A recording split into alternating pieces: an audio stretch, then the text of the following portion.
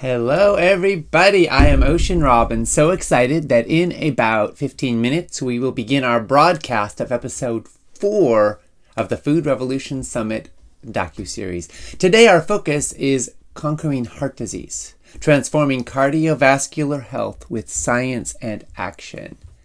We're going to look at what you can do to protect your most vital organ with the power of science and everyday choices. You're going to learn how certain vegetables can help keep your blood vessels flexible, which fiber-rich foods and antioxidants support your arteries, and why sleep and stress and even emotional connection play a major role in cardiovascular health. Heart disease may be the world's leading killer, but the truth is, in many cases, it's preventable and even reversible. Today's episode is about showing your heart the care and the love that it deserves so it can keep powering your life for healthy, hearty, joyful years to come.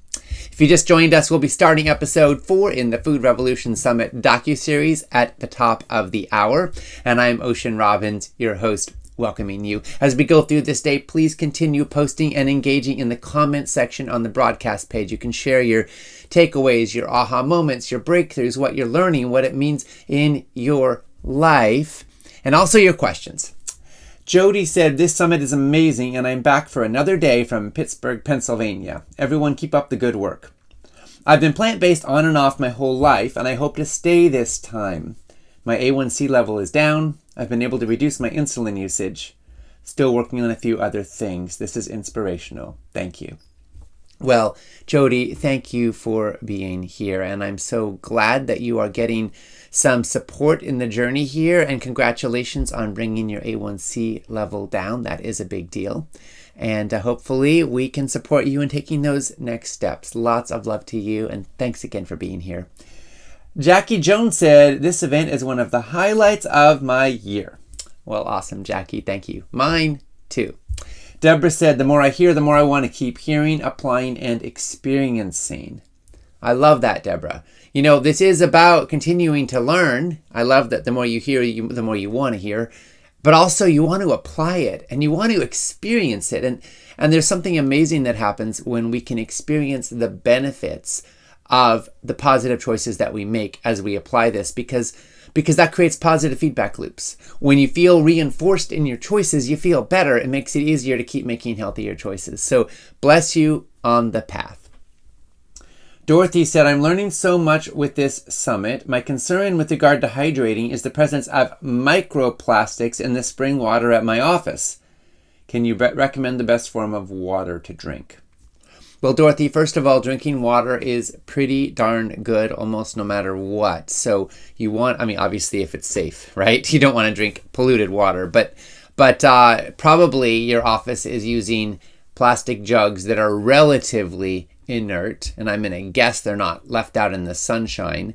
So it may be okay, but there is going to be some microplastic in there. We all have microplastics in our bodies, more and more and more. And it's in our environment, it's in our oceans, and it's in our water, but it's also brought into our water when we transport our water in plastic. So if possible, the best form of water to drink is going to be having like a quart jug. In fact, could you hand me that one? I'll just show it, folks. This is a quart jug, right? It's metal and it's inert and there's no plastic in here. And I fill it up with water and then I drink it through the day. And I take it with me when I go places. So that's awesome. And I also could recommend that you have a home water filter so that if you can afford it, so that you can have clean water out of the tap. Most tap water in the United States and the industrialized world is chlorinated. That removes harmful bacteria and other dangerous microbes, but it also can render it a little bit contaminated and not tasting the best. So a home water filter can handle that. Just change the cartridges regularly or get a RO system or whatever system works for you so you can enjoy your water and then have at it, bring it with you if you can, so you don't depend on plastic containers or bottles or disposable cups to enjoy good, healthy water. Richard said, "Medications that are PPIs, proton pump inhibitors, are used by millions in our country for GERD and a host of other GI problems.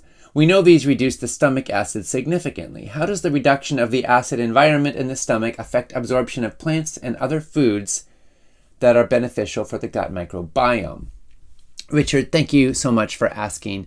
So PPIs are a helpful short-term intervention for a lot of people who are suffering, but long-term use can impact nutrient absorption and gut health, like you're saying.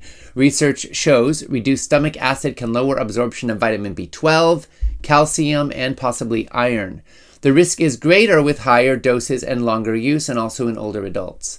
Lower stomach acid also allows more bacteria to pass through to the intestines, which may shift the gut microbiome and increase risk for bacterial overgrowth. Now, not everyone on proton pump inhibitors will develop deficiencies, but it can be a good idea to have your nutrient levels checked if you're taking them long term.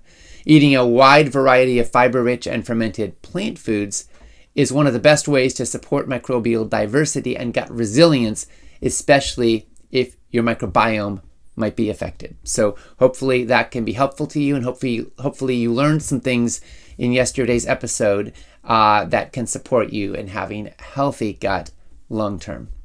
Folks, if you just joined us, I'm Ocean Robbins sharing some welcoming words. We'll be starting episode 4 in the Food Revolution Summit docuseries at the top of the hour in about 8 minutes.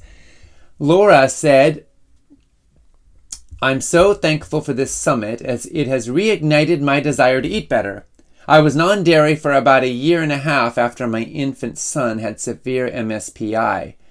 Then I tried to stick with the vegan diet, but ultimately found it too difficult with all the food pressures around me. Now my infant daughter has MSPI, so I'm back at trying to eat plant-based. What tips do you have for finding a community with shared food values? My family is not supportive, and I live in Nebraska, which isn't known for its vegan options. Well, Laura, thank you for sharing. I'm sorry that your precious daughter is going through this. That's so difficult. There's a saying that a parent is as happy as their least happy child. I think all of us as parents have to learn to find joy even when our kids are struggling, but it sure is a lot harder. So I'm just sending you and your daughter and your whole family lots of love. And we want to make it a bit easier for you on this path now. So we're going to gift you with an empowerment package to help you to have all of this information for life, all the recordings, all the transcripts, the episodes, and the expert interviews. I hope that will be helpful to you. We're also going to go even further. We want to help you enjoy healthy, nutritious, nourishing food. So we're going to gift you with a copy of Real Superfoods, Everyday Ingredients to Elevate Your Health, which includes some amazing recipes that Nicole created, along with some inspiring information about the true real superfoods, which are super healthy and nutritious, and also super affordable, super accessible, and super delicious, at least with good recipes. So our team will be in touch with you. Congratulations. I know you and your family will put it all to good use. Now, as far as your question about finding community with shared food values, in-person community can be tricky when you live in a rural area or you live far away from people who are of similar values. But if you can find like a natural food store in the area, that could be a hub of sorts. Sometimes people can Google what they're looking for, and they may find some interesting resources, Facebook groups, but virtual community can also be an option. And that's what we've created with Whole Life Club, which is Food Revolution Network's ongoing membership community. So you may want to consider joining Whole Life Club at some point, and actually empowerment package owners can get in for a special discount as well. So with your empowerment package, you can learn more about that. Congratulations. I know you'll put it all to good use, and we're just sending you so much love and support every step of the way. Jackie said, if we eliminate all dairy products, how do we get the good bacteria in yogurt? Well, Jackie, thanks for asking. So you can still get beneficial bacteria without yogurt by enjoying plant-based fermented foods, including sauerkraut and kimchi and miso and tempeh and natto, all of which provide probiotics along with prebiotic fiber and postbiotics, which are compounds made by the bacteria themselves that are super healthy. And they also deliver other nutrients that support a healthy gut. Oh, and let me mention fermented vegetables too, right? And pickles. And there's a lot of great fermented foods. But you can also enjoy plant-based yogurts. As a matter of fact, show and tell day, I guess here, I have right here homemade soy yogurt. So what I'm having here is, this is I take Eden soy, which is 12 grams of protein per cup. It's the highest protein soy milk out there, and it's just organic soybeans and water. And I ferment it in a yogurt maker with culture overnight, and then what I've done here is I'm just having it with some blueberries, frozen blueberries out of the freezer. So delicious. Anyway, so yes, you can still enjoy plant yogurts. The ones that aren't made from soy tend to not be very thick, unless they're made with coconut, which we don't tend to recommend because it's so high in saturated fat. But the soy ones can really thicken up nicely. So anyway, those are some thoughts. You can make your own. It's not expensive, and it's quite delicious. Jay said, how to negate oxalates if I have oxalate kidney stones. Leafy greens, grains, etc. are high in oxalates. Jay, thanks for this important question. So if you've had oxalate kidney stones, it makes sense to want to be mindful about foods that are high in oxalates, which especially include things like spinach and beets and almonds, chard, and some grains. But the good news is you don't have to avoid all those foods entirely. In fact, many of them are nutrient dense and offer major health benefits. So instead of eliminating them across the board, you may want to aim for reducing your risk. And fortunately, there are some simple things that can help. So first of all, stay well hydrated. Drinking plenty of water helps dilute urine and flush oxalates out of your system before they can form crystals. Secondly, you want to pair high oxalate foods with calcium-rich foods like tofu that's made with calcium sulfate, or broccoli or leafy greens that are lower in oxalates like kale or arugula. When calcium and oxalates meet in the gut, they tend to bind together there, which makes them less likely to travel to the kidneys. Also, be aware of vitamin C supplementation. In high doses, vitamin C can convert to oxalate in the body. So check with your healthcare provider before supplementing with C, especially if you've had oxalate stones in the past. Finally, the health of your gut microbiome plays a big role. Certain beneficial bacteria actually help break down oxalates in the gut. So eating a diverse and fiber-rich diet that supports microbiome health could reduce your body's oxalate burden over time. So no, you don't have to give up all leafy greens or whole grains. It's more about context and balance and the choices that you pair together. And as always, it could be wise to work with a healthcare professional to personalize a plan that works best for you. To learn more about this, go to foodrevolution.org and type oxalates in the search menu. We've got an article on this. And by the way, folks, an article on just about any other food and health topic in the world. We've got over 1,000 articles on there, completely free. If you just joined us, I'm Ocean Robbins, sharing some welcoming words. We'll be starting episode 4 in the Food Revolution Summit docuseries in just a couple of minutes now. Dorothy, age 84, wrote, "This program is wonderful. It's answered so many questions I had and some I didn't realize I had. Thanks to everyone who helped with this." Well, I'm so glad you're here. Thank you for being a part of it. We're overjoyed to share it with you. All right, we heard from Marina, who said episode 3 was absolutely brilliant. I live in the Isle of Man, where all of the island schools have just introduced school lunches that do not include ultra-processed ingredients. It has had a mixed reception amongst children and parents because the menu needs tweaking to make it more interesting for the children's palates. But this is an amazing step in the right direction towards our children's health, and it's producing much needed discussions on diet. Marina, I am so glad to hear that. You know, school lunches need to be palatable, but they're not a popularity contest. At the end of the day, we want to raise our kids to eat well, right? And we want to raise them to love healthy food. So obviously, if the food tastes bad, then that's not going to help. Then they're going to have a negative association with healthy food. But we've got to learn how to make healthy food not only nutritious, but delicious. So I'm glad the schools are in the process of learning, experimenting, and making a bold commitment to the health of the kids. Blessings on you for sharing this story, and so happy to hear about what's happening on the Isle of Man. We need this happening everywhere. All right, folks, it's almost time for us to begin episode 4. As we move through the day, please continue to share what you think, your top takeaways, your aha moments, how this lands in your life, and of course, your questions. Make sure you refresh the comments using the button provided there if you want to see the latest ones that have been submitted. Here we go.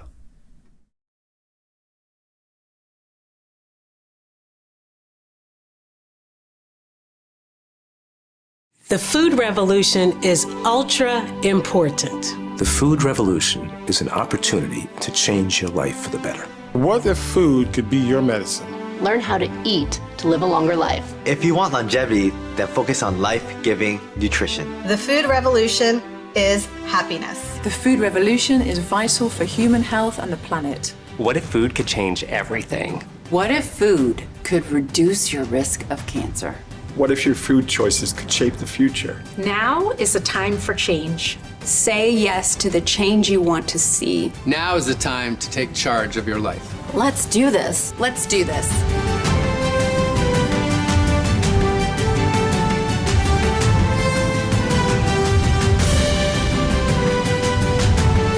It's time for a food revolution.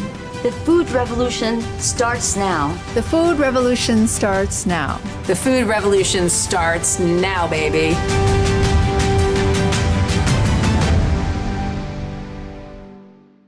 Cardiovascular disease is the leading cause of human death on planet Earth. It takes 18 million lives every year, more than cancer, diabetes, and respiratory diseases combined. Behind every one of these numbers, families are changed forever. Spouses and parents and kids and friends and loved ones are lost, and a lot of hearts are hurting. Most people think that heart disease is inevitable with aging or genetics, but it's not. Up to 80% of cases are preventable and even reversible through diet, lifestyle, and early intervention. That's what makes this conversation so important. Heart disease isn't just the leading cause of death, it's also one of the most preventable and even reversible conditions when you know what to do.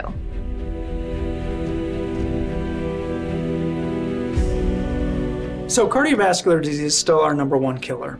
And it's clear from research that diet and lifestyle is a primary driver of this disease, of this cluster of diseases, right? Cardiovascular disease includes heart disease and stroke, and when a heart disease is even a big cluster.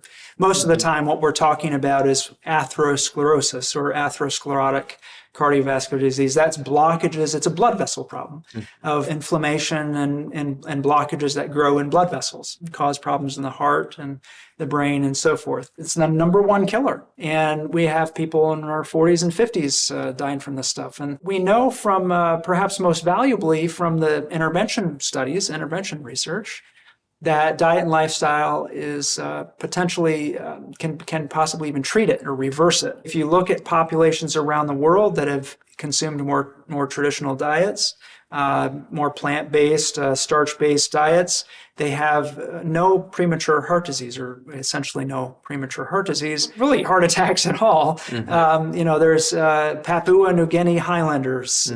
There is a study that they did not that long ago in South America where they found a tribe that was still living a native lifestyle with very little contact with the outside world. And they put these people, these adults, in a CT scanner to see how much blockage they had in their heart.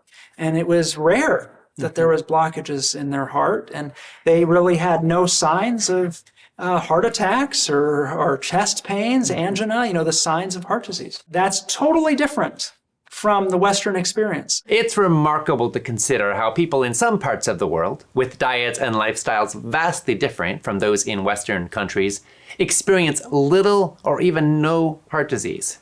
It's also intriguing that within the United States, there are huge variations in heart disease rates within major population groups. For heart disease, African Americans in the United States are the number one group. They have the highest rates of heart disease in the US. They have the highest rates of hypertension in the US. This is leading to millions of dollars in healthcare costs because it's not just that they're diagnosed with these issues, but there are also comorbidities that go along with these health issues, things like diabetes, things like obesity. And so the cost of treating that, kidney disease as well, is on the rise. The treatment for that, the medications for that, the long-term care for people who perhaps become disabled in some way as a result of these health issues, all of that is leading to an increase in healthcare costs. In the US, African Americans and people of color in general are hit the hardest by heart disease. but it impacts all of us. And while genetics can play a role, as can stress and racism and pollution and all sorts of other factors that are outside of our individual control, the primary factors turn out to be in our control. And all of us, regardless of the color of our skin or how much money we have got a huge stake in understanding what we can do to take charge of our cardiovascular health. More than 25 years ago, Dr. Dean Ornish brought this to light with groundbreaking research that has come to revolutionize the way heart disease is treated. He shocked the medical community by focusing on the root causes of heart disease rather than just the symptoms. Let's look at what he accomplished. I got interested in doing this work when I was a medical student, and I was on Michael DeBakey's surgical service. And he was one of the people who invented bypass surgery. And he was very old school. He was a real tyrant in many ways. He'd say, "What year are you, son?" I'd say, "I'm starting my third year." He goes, "Damn, it's going to be so much harder to bust you out of here with all these weird ideas you have." He was the kind of guy who, if you didn't move your hands fast enough out of the surgical field, he would stick you with a needle and draw blood. And you'd have to go get a hepatitis test, that kind of thing. This is before AIDS. But at the time, we would bypass people who had heart disease. We'd bypass their clogged artery.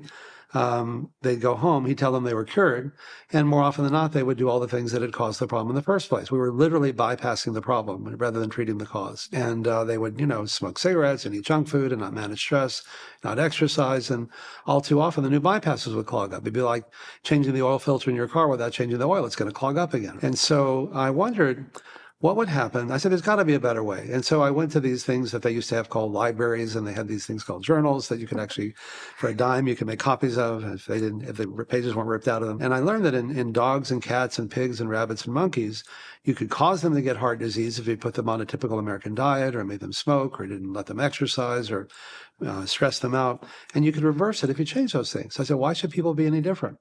And people just said, well, they just are. I was a second-year medical student at the time, or I started a third-year medical student. I hadn't been fully indoctrinated yet. So I thought, let's find out. And one of the nice things about going to medical school in Texas is that Texas has this kind of pioneering ethos. You got a weird idea, go for it. We'll support it. You'll learn something even if it doesn't work. So the chief of medicine donated the testing and referred patients to us. And I went to every hotel in the Houston area. And the last one I went to donated 10 of its rooms to us for a month. And so I put 10 men and women in a hotel for a month and did everything except cook the food and learned a tremendous amount. After a month, 8 of the 10 showed improvement. Not only did their chest pain go away, but their blood flow to their heart improved using a new test called a thallium scan at the time. And nobody believed it. They said, this is impossible. I said, well, look, you did the tests. These are the same tests that we use on patients every day. Why are they so no longer working? They said the tests must be wrong. I said, why are they no longer working? Well, they just must be, or you didn't have a randomized control group. How do you know they wouldn't have gotten better anyway? I said, well, technically that's true, but how often do you see patients getting better in a way like this? Well, that's beside the point. So it was my first learning that when you're doing something that's really disruptive, it's not always met with acceptance, but it got me interested.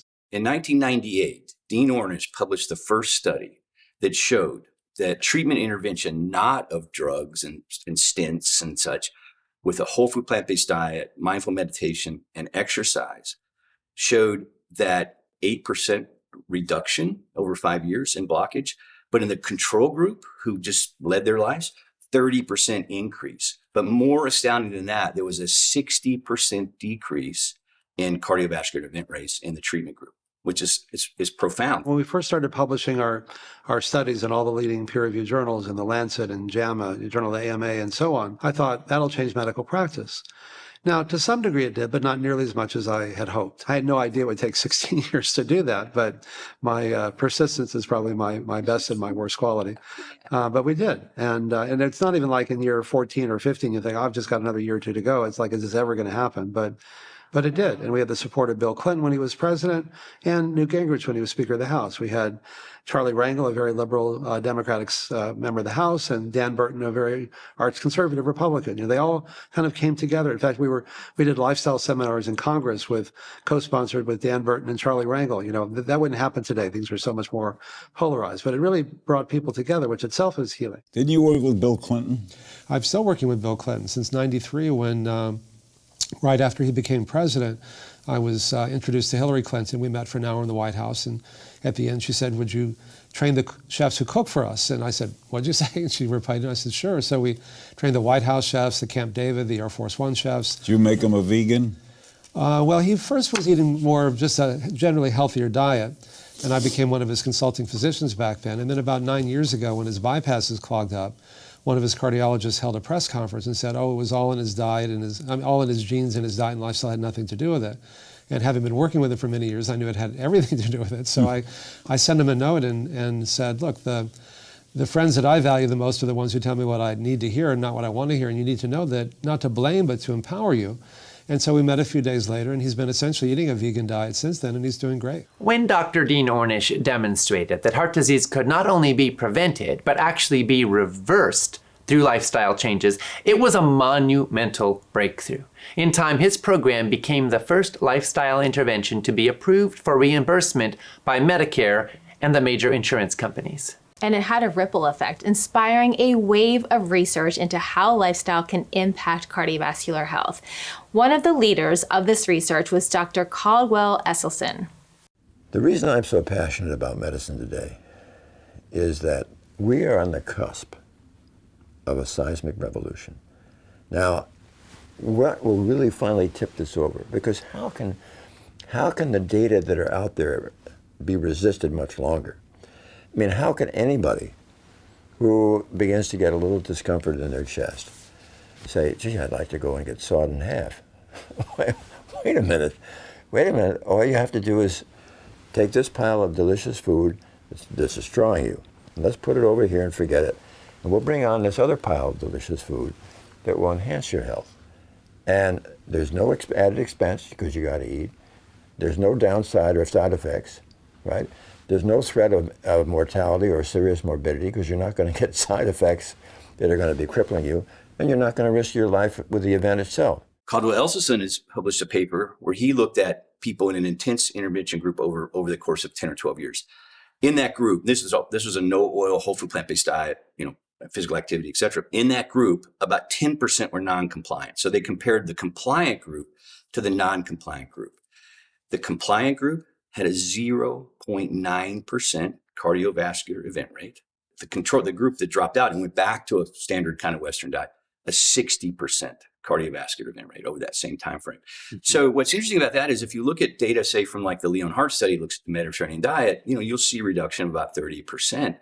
You look at Dr. Esselstyn's data, we're talking about something wholly different, which is really the prevention of, it's not reduction, it's the prevention of these cardiovascular events. And mechanistically, it makes sense, right? Because when we eat a healthy whole food plant-based diet, the antioxidants, the stimulating nitric oxide, it restores endothelial function, which is the inner lining of the cell, inner lining of our blood vessels, which control the ability to constrict and contract. When we start exercising, when we lower our blood sugars, when we lower our blood pressure, we lower our cholesterol. It makes perfect sense. We know that both Caldwell Esselstyn, Dr. Esselstyn, and Dean Ornish, Dr. Ornish, did studies where they used entirely plant-based diets. They used almost entirely plant-based diets, very low fat, very low processed foods. In the case of Dean Ornish, he also used some exercise, some group support, and stress reduction. In the case of Caldwell Esselstyn, it was just nutrition. But in both cases, they showed individuals with advanced heart disease actually reverse their atherosclerotic lesions, shrink their blockages. We have our number one killer. We know that it doesn't need to be so because there are traditional populations where they simply do not have this atherosclerotic burden. And we also know now that even once it appears, the diet and lifestyle that can reverse it. Heart disease and cardiovascular disease is really kind of in my opinion, a very compelling case for changing diet and lifestyle.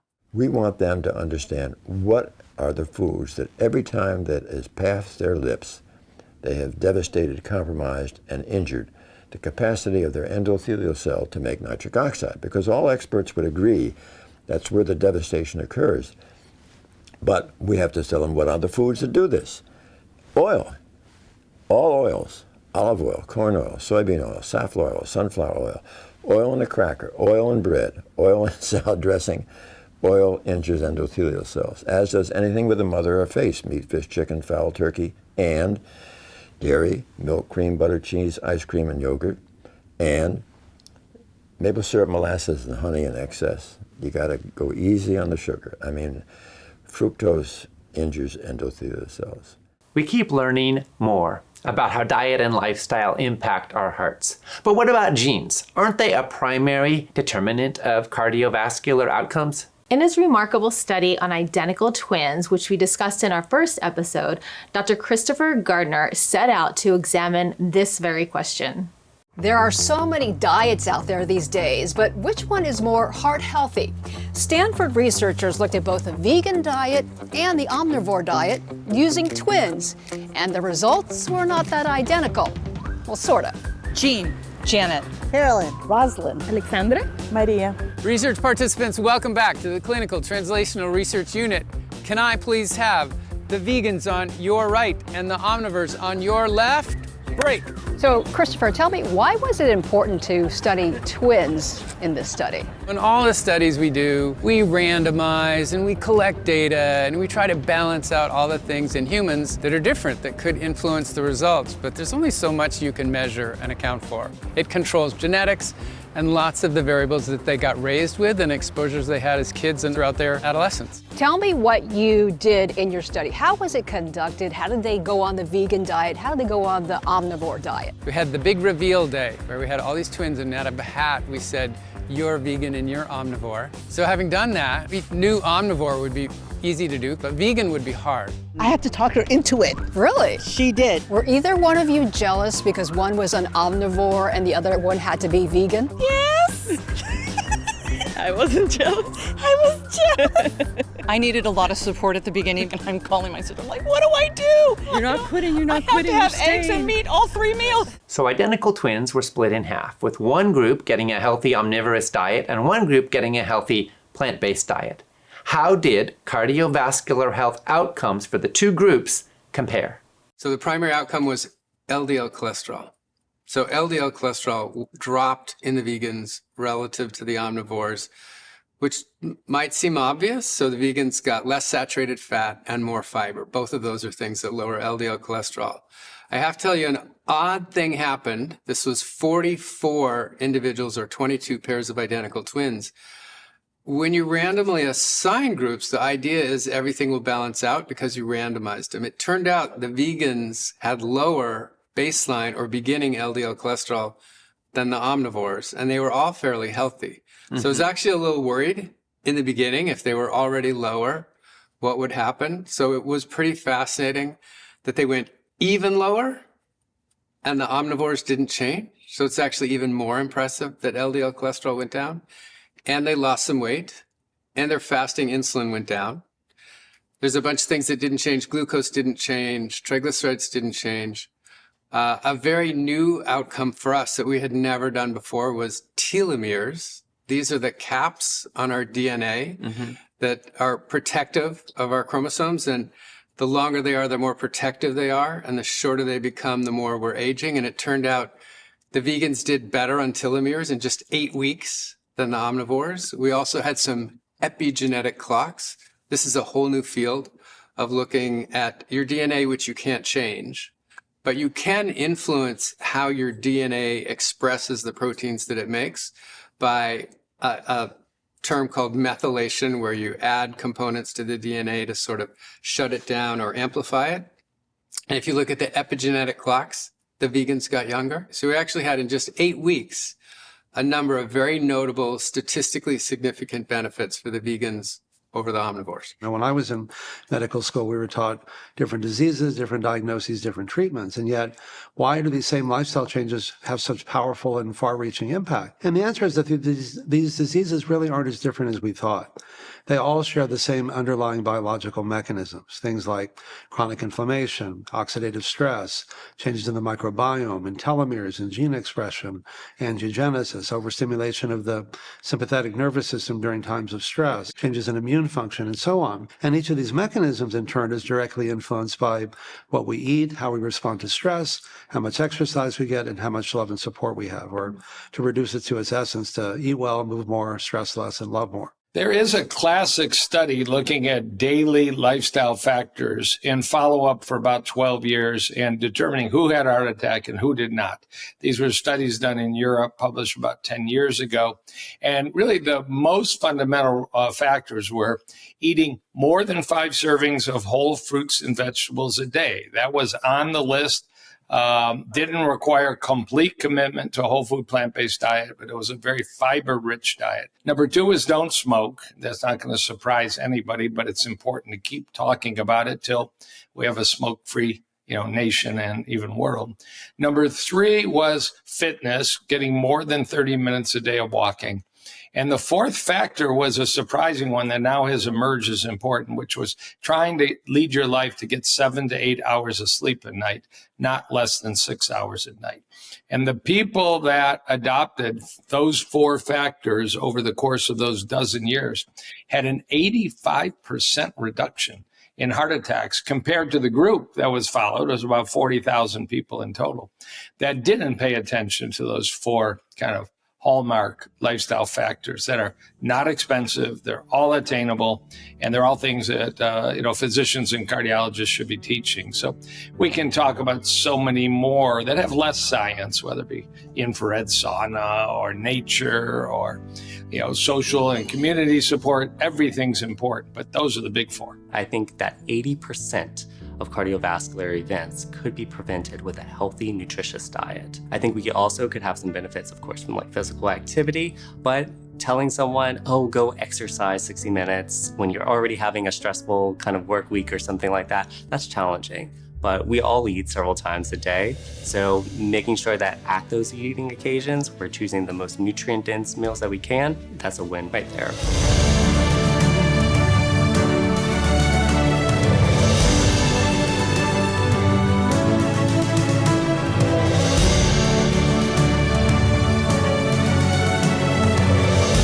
We often hear about the 5-a-day guideline for eating fruits and vegetables to support optimal health. Nicole, is this still the standard recommendation? It is, Ocean. The U.S. government recommends at least 2.5 servings of vegetables a day and 2 servings of fruit per day. However, newer research suggests that increasing to 10 or more servings can provide even greater benefits. So when it comes to eating a variety of fruits and vegetables, it really does seem like it is pretty much a case of the more, the better. And one of the reasons is their ability to mitigate the effects of oxidative stress. There is a concept very firmly in the medical literature called oxidative stress. I mean, the most clear example is smoking. When we smoke, we're just introducing stress on our body, and we're altering many, many proteins and carbohydrates in the body by oxidizing them. Oxidizing is like rust. We're altering, metal to become damaged, and we do the same to our tissues. Air pollution is a big oxidative stress, and air pollution now is rising as a terrible contributor to poor health around the world. And a recent paper said that air pollution is a significant contributor to heart attacks. Why did Uncle Joe have a heart attack? Well, maybe he lived in a community that was relatively close to some factories and air quality, terrible stuff. So antioxidants are the solution to the fact that we all have some oxidative stress. Antioxidants are typically found in fruits and vegetables. They're going to be cleaning up those oxidative stress in your body. So every time we are moving, all our cells are proliferating and different enzymes are moving through the body. It's all creating this oxidative stress that then our body has a natural response to clean up most of that. But when we keep we're eating poorly, we're not sleeping great, we have stress, we have this buildup of oxidative stress. But we can actually eat foods that clean that oxidative stress up. They produce antioxidants, which they're kind of, you could say, handing out these electrons to kind of clean up this stress in your body. Those foods are going to be the very bright, colorful foods, right? We can, look to the rainbow. We have the berries. We have lycopene in tomatoes. We have chlorophyll in all the green vegetables. There's zinc and lutein in those yellow vegetables. So really, if you're eating the rainbow, you're going to be getting a lot of antioxidants that are going to be helpful for your body in really not only cardiovascular, but all different aspects of your body. Antioxidants are a component of all these wonderful colored fruits and vegetables. The fact that, the fancy word is phytonutrients, but there are things in plants, fruits and vegetables, legumes, nuts and seeds that are found nowhere else in our food chain that are natural antioxidants. Of course, we think about vitamin C coming from green leafies and citrus. We think about beta carotene coming from carotenoid-rich foods like a squash or a pumpkin or orange pepper. And it's really the colors, all these bright colors in foods, in berries. Throw an unusual one out there. Indian gooseberry, also known as amla, is one of the highest antioxidant foods on the planet. So we don't have to go to powders. We don't have to go to capsules. We just have to go to the market and fill our cart with predominantly brightly colored fresh fruits and vegetables. We'll get a rich intake of antioxidants. It's pretty clear that antioxidants are really, really good for us. And ideally, they're part of an overall dietary pattern that promotes cardiovascular health. Based on the research, what dietary pattern seems to be best? From my research and from what I've seen in terms of people reversing unhealthy conditions that they have or poor health conditions that they have, a whole foods, plant-based diet is the way to go. I know that oftentimes people say eat in moderation and eat everything that you want in moderation. I have not seen that work. When I have seen people fully pull back from the processed foods, eliminate or greatly reduce the intake of meat, dairy, refined sugars, they improve their health without a shadow of a doubt. I have never seen a person who has not been able to make improvements, especially as it relates to cardiovascular health, by adopting a whole food plant-based lifestyle, whole food plant-based diet. Anytime that we have a plate that's full of fresh fruits and vegetables, and if fresh isn't available, canned and frozen can also do a great job there.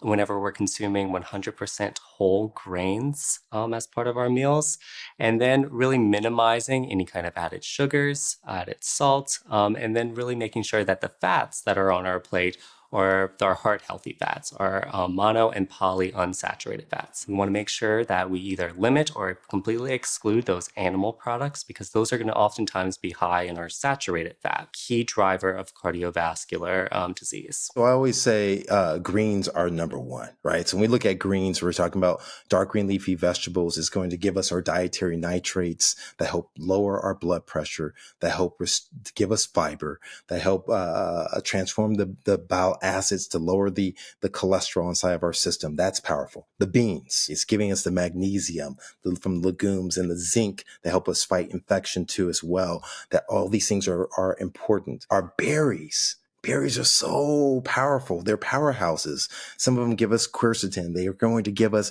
all of the phytonutrients that we need in order to kind of fight not only infection, improve our memory, improve our heart health, lower our blood pressure as well. Our seeds are important. But here's the thing that people don't talk about as much.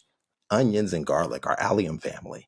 I love those, right? They lower our blood pressure, our cholesterol, but they also decrease the stickiness of platelets, which means that they act somewhat like an aspirin therapy. In addition to all the antioxidants, vitamins, and minerals found in heart-healthy plant foods, there's another key compound that most people don't know much about, and it turns out to have a massive effect on your cardiovascular health.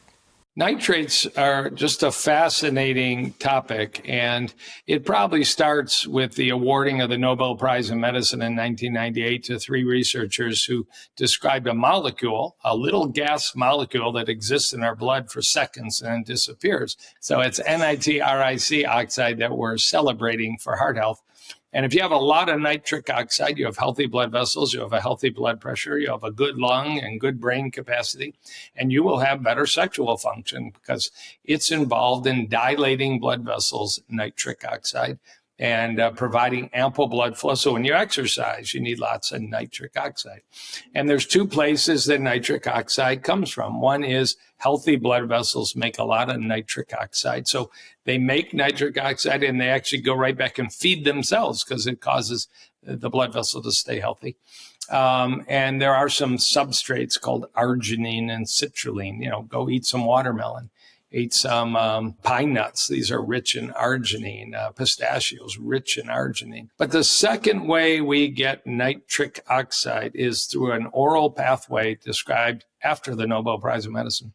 That when we chew leafy greens, and we got lots of nice healthy bacteria on our tongue because we're not using antibiotic mouthwashes on a daily basis, or antibiotic toothpaste on a daily basis, that green leafy nitrates, dietary nitrates, interact with these bacteria and get converted and absorbed in the body to become nitric oxide. So we know that when you have a nice big kale salad or a nice big bowl of arugula and you chew it, take your time chewing, and even some believe you put a couple drops of balsamic vinegar, which would be a common traditional way to eat a salad, you are enhancing nitric oxide. So in things like our leafy greens, we do have those nitrates. And when we consume them, they get converted into nitric oxide. And then that's been shown to help make our arteries a lot more elastic.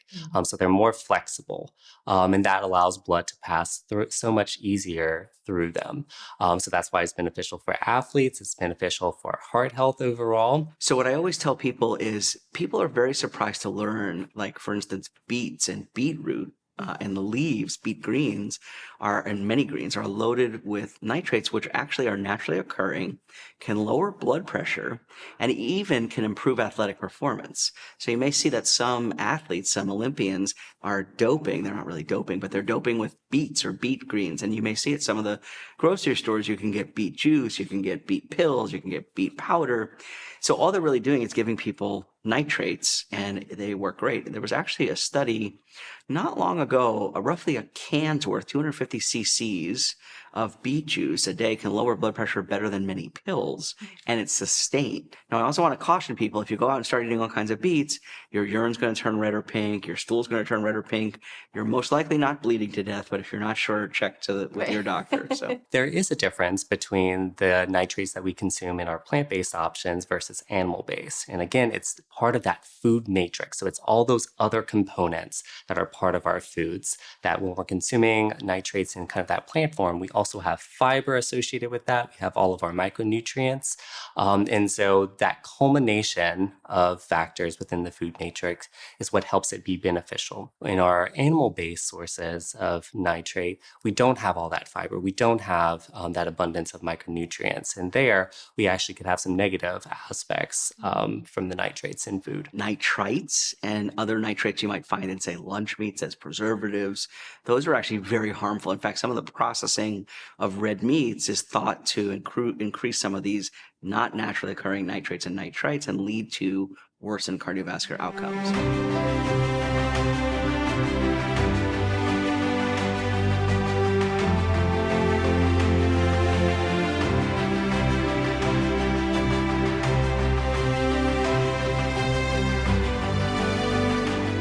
Many of us think of food as if it's a collection of macronutrients, which are protein and fat and carbohydrates, along with micronutrients like vitamins and minerals and antioxidants.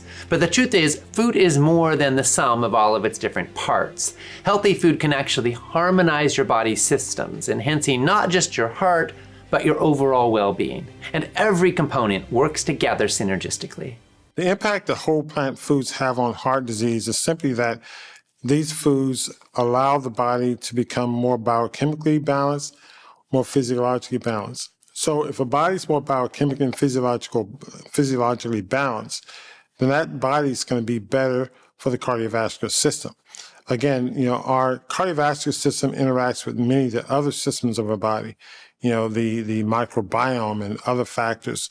So all of these systems that are interdependent with one another are working better. So not only if you're eating whole plant foods, you can say, well, okay, leafy greens improves nitric oxide production. Okay, that's wonderful. But it also enhances the microbiome so that you have a healthy gut. That also contributes to a healthy cardiovascular function.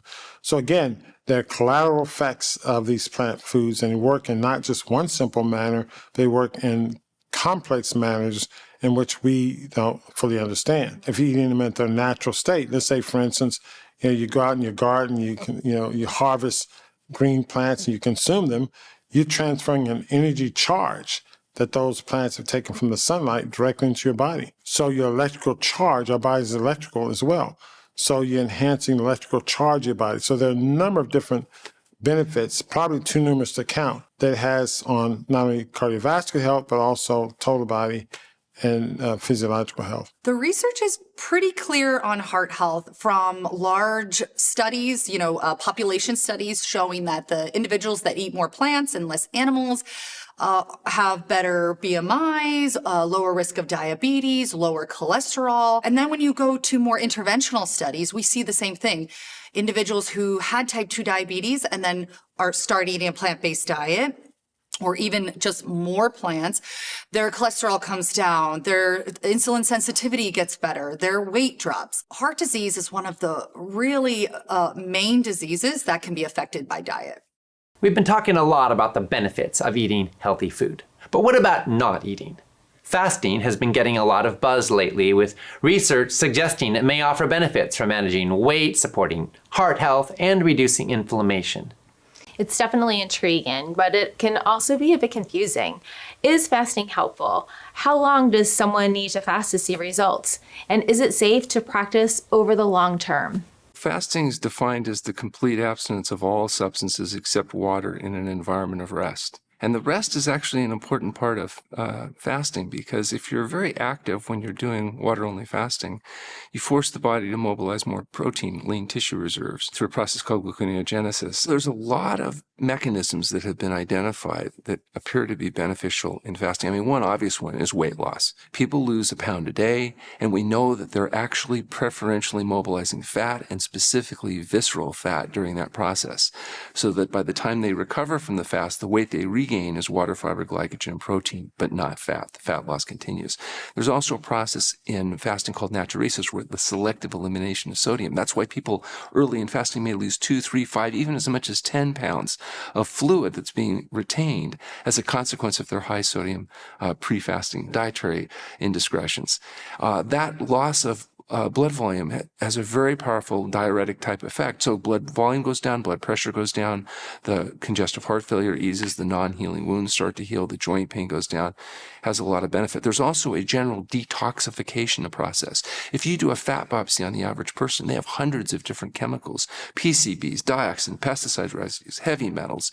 During fasting, these materials are rapidly mobilized and eliminated. So when we're not eating, the body heals itself. One reason sleep is so important, there are a lot of reasons it's important. One reason it's important because we're fasting while we're sleeping. So when the body's not undergoing the effects and stress of, breaking down, macro and micronutrients, it's resting and healing. So the ability to go through periods of time where we're not eating is really important. The data is very clear, even studies in the last 2 years, that it takes about 3 days of either very low or no calorie intake to trigger these most amazing miraculous systems in our body called autophagy, that after 3 days of low or no calories, we will start to rejuvenate, regenerate, eliminate damaged cells, bring in refreshed and replenished cells in our organs, in our bone marrow, which is why a lot of my patients, I will teach a program that's a fasting-like diet called the fasting mimicking diet, which takes a 5-day commitment. A bit challenging, but still very worthwhile. And of course, at the end of 5 days, you return to what I hope would be a very healthy, whole food, fiber-rich diet. But those 5 days of very low or no calories, which not everybody should do, and not everybody is in the health to do it, but the majority of people should. 2 or 3 times a year, creating a fasting environment, and it can be what's called fasting mimicking, where there still are some calories in the diet, is one of the best longevity and anti-aging ways to approach your long-term health. And that's all documented by actually pretty amazing science. So fasting has huge benefits. But what about what's often called intermittent fasting or time-restricted eating? A lot of people limit their eating window to an 8 or even 6-hour period of the day. This is often accomplished by skipping breakfast. Is that a good idea? There's been a lot of controversy about intermittent fasting recently. Let's find out why. There are at least half a dozen large epidemiology studies suggesting that in a group of heart patients, the risk of heart attack goes up with skipping breakfast, and they show up over and over in different populations and different cultures. So I actually don't teach skipping breakfast to my heart patients, although many of them do it. And for some, it has worked. They've lowered their weight. They've lowered their inflammatory markers. I really don't like a fairly large group that only eat one meal a day around 5 o'clock and get in 2,000 calories all at once. Something called the OMAD, or 1 meal a day diet. The very limited research data on it suggests it is associated with fancy words like insulin resistance, hyperglycemia, and even inflammation. There are examples and case studies of people that seem to thrive on that, but it's not what I advise. I advise 3 meals a day, and maybe that old adage, breakfast like a king, lunch like a prince, and dinner like a pauper, is not a bad way to structure your calorie pyramid so that you're not filling your stomach with the most calories close to bedtime. Try and eat early if you have that luxury, and maybe keep the size of the dinner down. A study was recently completed that was presented at an American Heart Association meeting. I don't know how geeky you want to get into this, but at those meetings, you can't present at the meeting if it's already been published, because then it's old news. It's supposed to be breaking news. And if it is breaking news, some people get assigned to stand in front of a poster and talk about the results. And the really great results get an oral presentation. If you're a scientific geek like me, you really want to get the oral presentation, not the poster, because you get much more publicity. Turned out this one was only a poster, and it was the night before the whole meeting got started. And it was very odd that this thing got selected for publicity. It was not a very rigorous study. It involved data from back in the year 2000 with something like 20,000 people, if I'm remembering this correctly. It had 2 days of data from everyone. And no one was intermittent fasting. They simply recorded the window of time. Not only did they record what people were eating, but what time. And of the 20,000 people, there were something like 400 that reported only eating in an 8-hour window. And when they looked at their health long-term, it was poor. There were a lot of things other than intermittent fasting that were going on for this very small subset of 400 people. And they clearly were not intermittent fasting. That was not popular in the year 2000. So we actually had to do a lot of damage control on that one and say, look, it was an oral presentation. It wasn't a published study. It was probably a bit of a mistake that this got as much publicity as it did. We need to wait till it's peer reviewed. We already see a number of problems with this. To me, the bigger problem was the conclusion of that study was that people doing intermittent fasting had a higher mortality rate than others. Like, after all this excitement about intermittent fasting, looks like it kills you.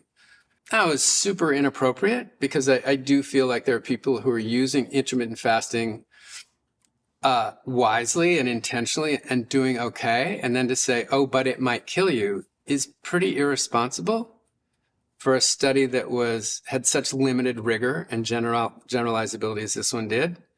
And it just reminds me of the challenge in nutrition science that clickbait is out there all the time. I feel very sorry for the public, because eating more vegetables and fruits and more whole grains is not a very sexy headline.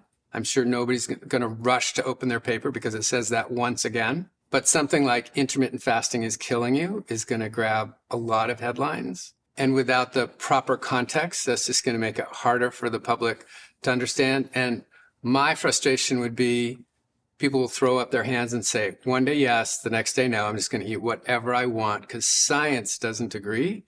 And that wasn't fair. This one really slipped through and shouldn't have. And the damage control was worse than any benefit from revealing the science. So skipping breakfast might not be a great idea, but intermittent fasting or time-restricted eating might offer benefits for some people. And we've got a lot more to learn about all the nuances. What's not controversial is whether your eating window is 6 hours per day or 16 hours a day, it always matters what you eat. And that brings us to another area of controversy and frequent confusion, which is fat. For years, fat was misunderstood and demonized, but now we are coming to recognize its valuable role in a healthy diet. Yes, however, not all fats are equal.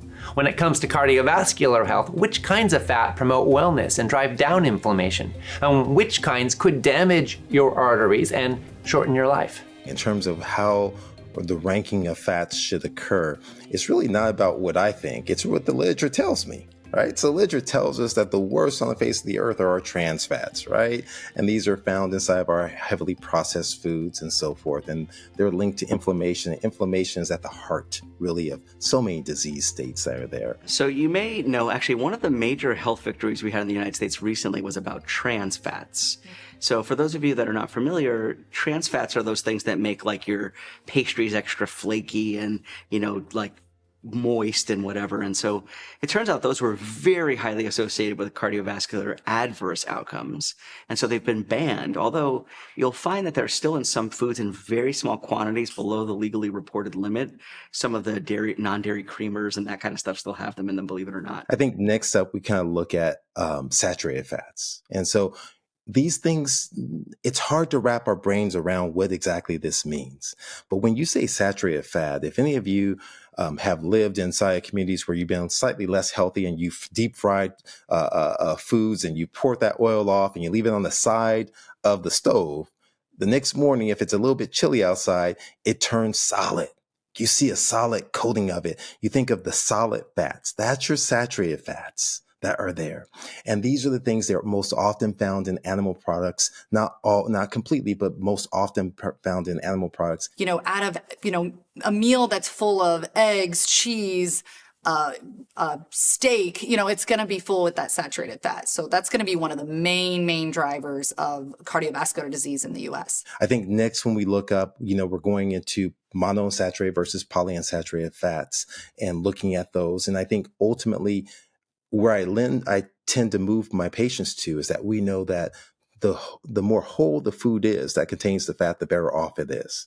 You want to stay less processed. And everything's processed. If I cut and slice an avocado, I cut and slice an olive, I'm processing it.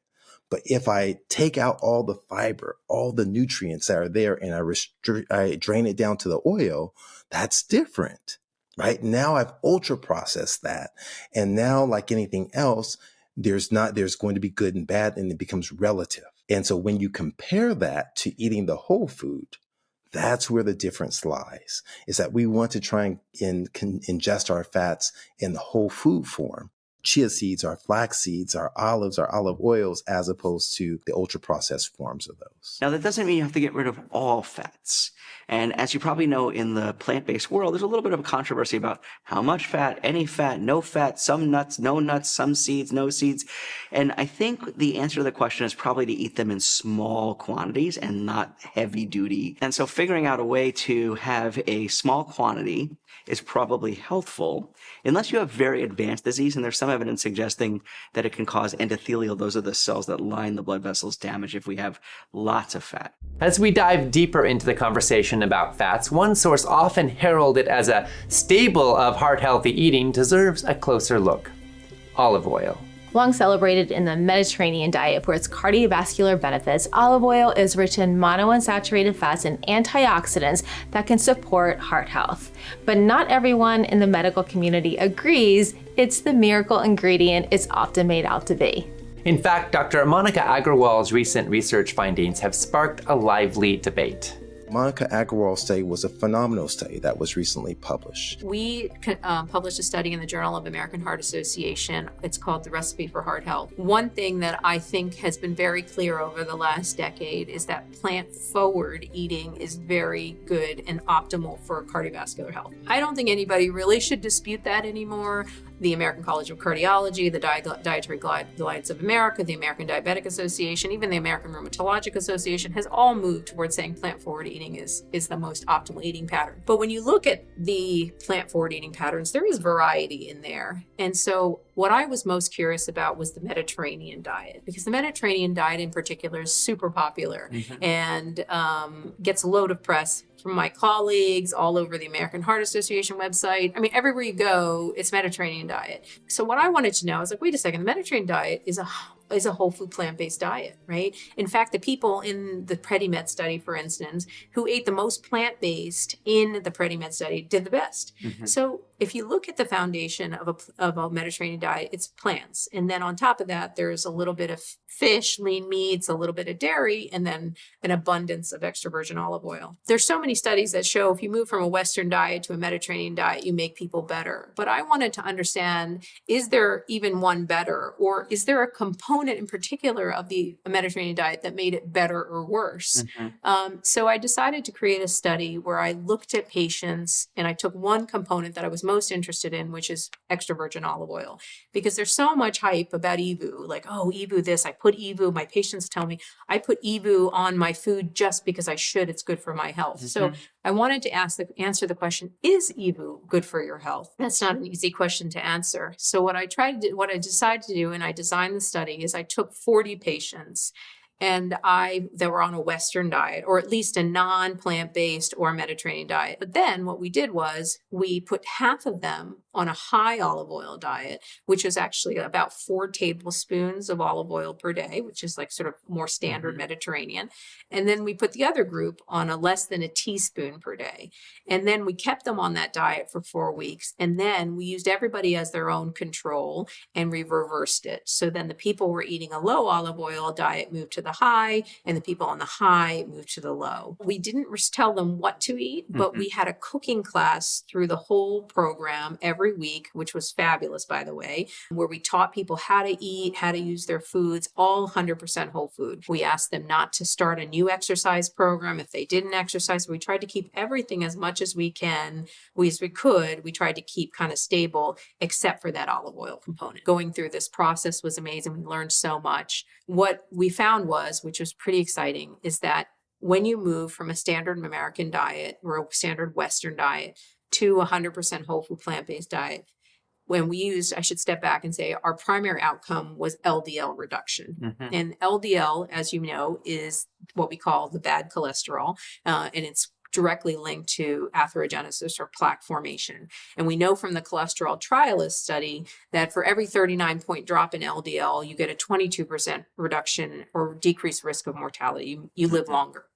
So we use that kind of as a surrogate endpoint for outcome. And what we were able to show was both in anybody, despite the olive oil intake, if you just ate plant-based, you're going to do better. There was a significant reduction in LDL.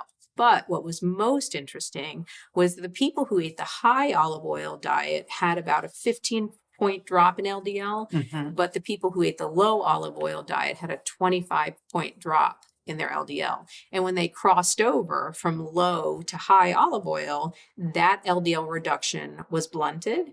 And then people who were on the high olive oil diet and moved to low, their reduction was enhanced. So the bottom line takeaway from Dr. Agrawal's study seems to be that eating a whole foods plant-based diet is beneficial for just about everybody.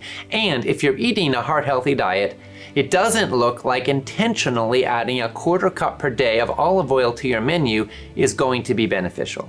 Now, that doesn't mean you shouldn't eat any olive oil. When it comes to ranking all of the bottled oils, olive oil is one of the healthiest, but you might want to think of it more as a way to enhance your culinary life as opposed to something to guzzle down for its health benefits. It seems that it's usually best to get most of your fat from whole foods and not from bottled oils. Now, another kind of fat that's gotten a lot of attention recently is omega-3 fatty acids. Are they important to your cardiovascular health? So omega-3 fatty acids, they are essential. Our body does not make them, so we have to consume them. And we typically, in the American diet, there's omega-6s and omega-3s, and we run very high in kind of the sugar foods and even meat foods are very high in omega-6s.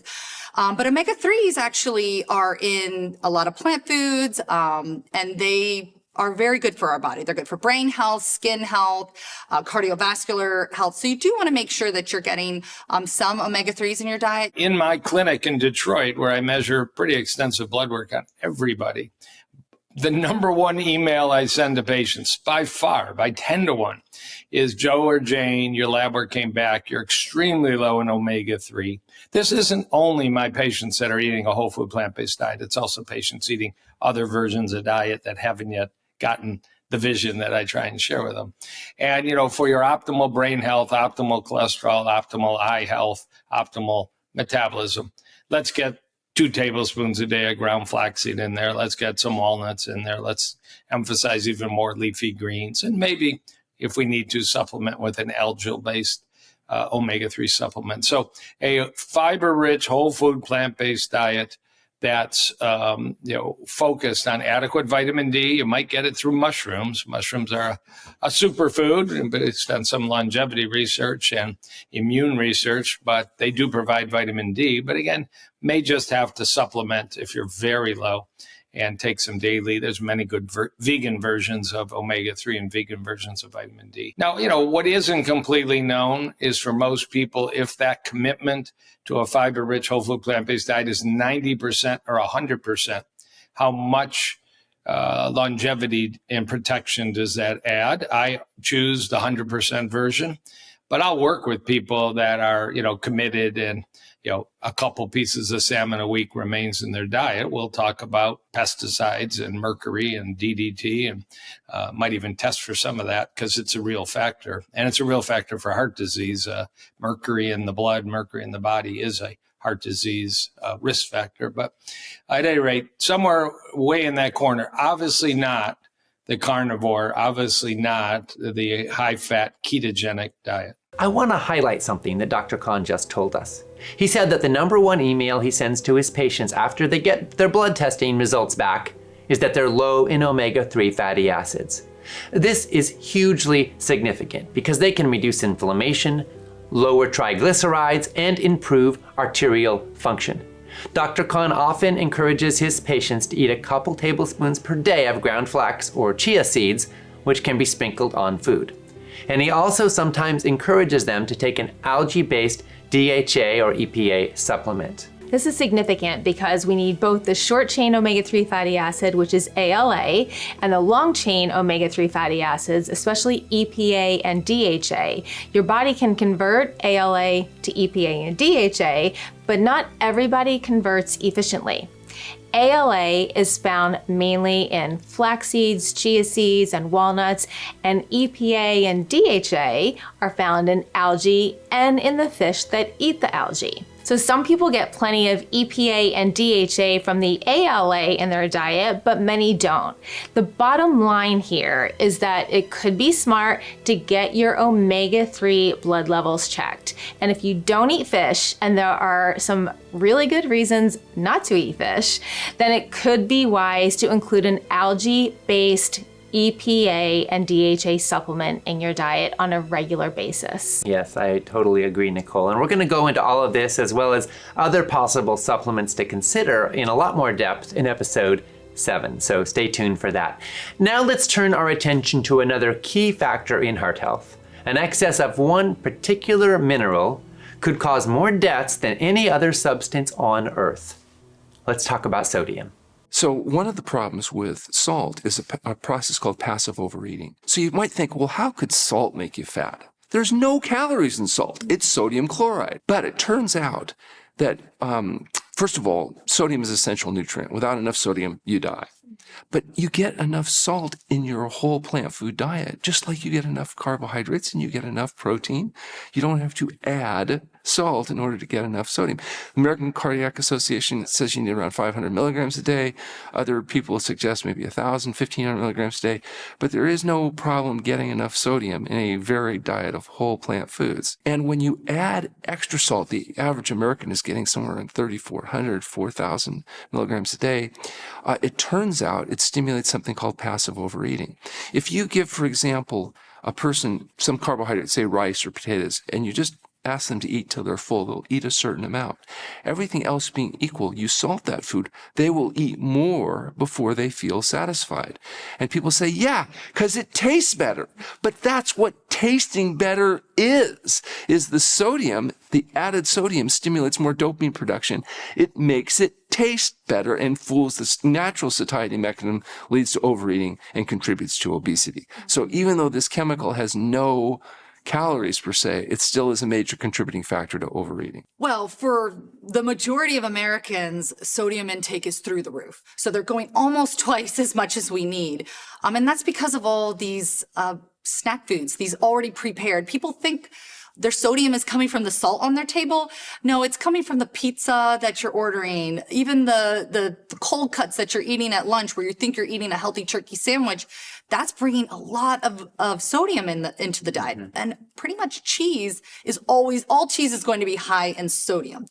So really, the Americans need to really be cautious of, even in general, just how much cheese they're eating, because that's going to put their sodium limits through the roof. And as we know, sodium can affect your blood pressure, which then puts pressure on your pancreas, on your kidneys, on a ton of different systems in your body. And so we really want to be sticking to at least what the American Heart Association is recommending. The American Heart Association recommends consuming less than 2,300 milligrams of sodium per day.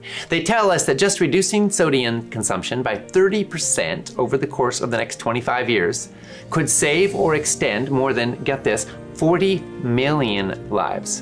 And the number one way to reduce your consumption of excess sodium is to eat less ultra-processed packaged foods and avoid processed meat, because those are the major sodium sources in our diets. But sodium isn't the only compound we need to be looking out for when it comes to cardiovascular health.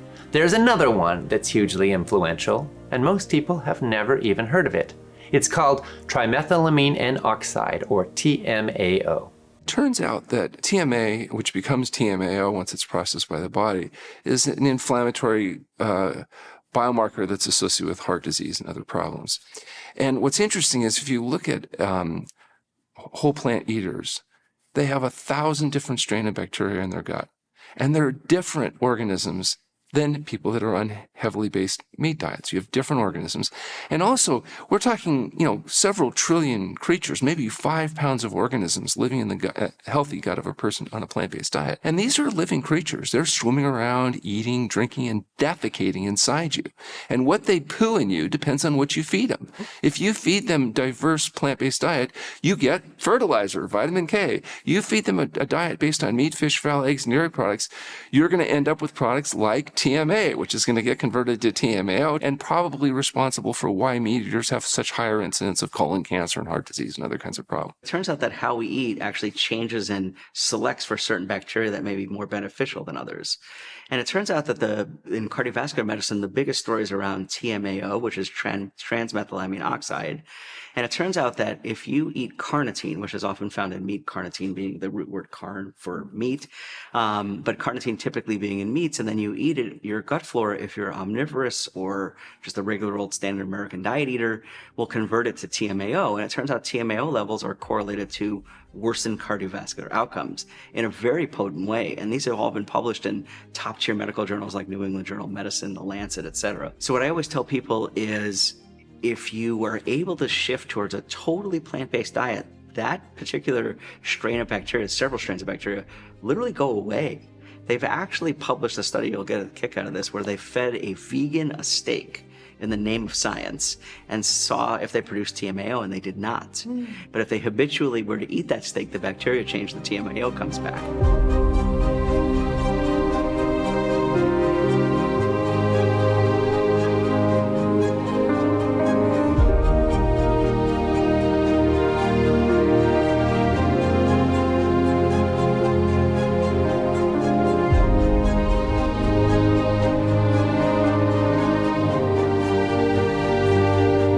We emphasize plant-based eating because it's a powerful predictor of positive heart health outcomes.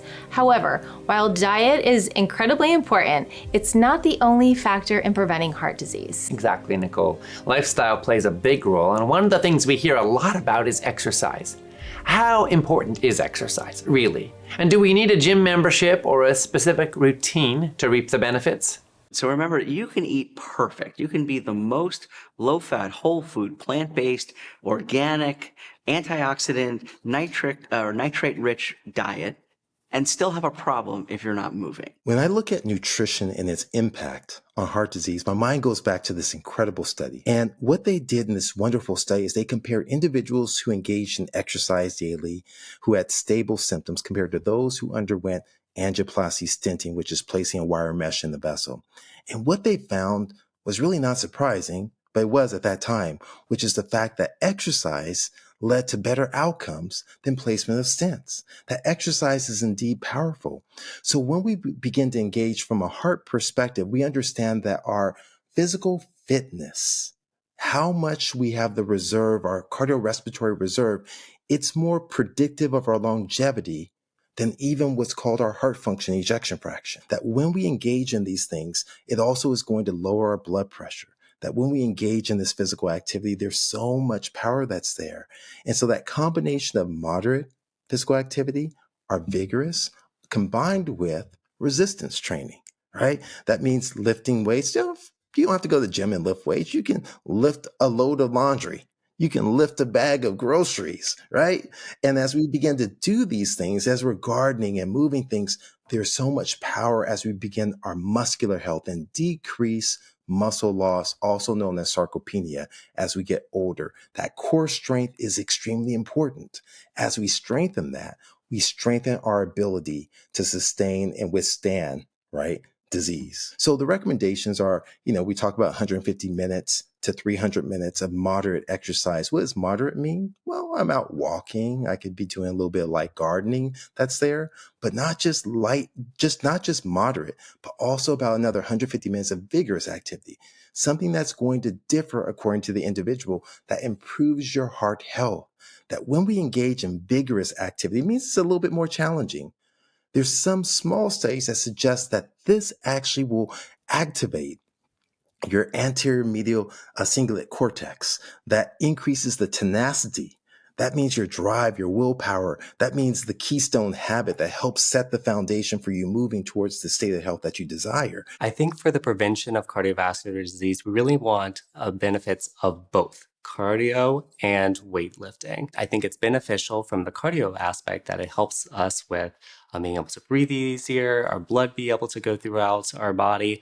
But then we also get benefits from the weight training as well, especially when it comes to bone density and being able to, again, strengthen and improve our muscles. So I actually think it's a combination of both that really helps in the prevention. So if you can do it, or if you can work up to it, 150 to 300 minutes of exercise per week is great for your heart. And ideally, you want to be getting a combination of moderate exercise and more intense activity, as well as some weight training. We'll cover fitness a lot more in episode 6. That's right.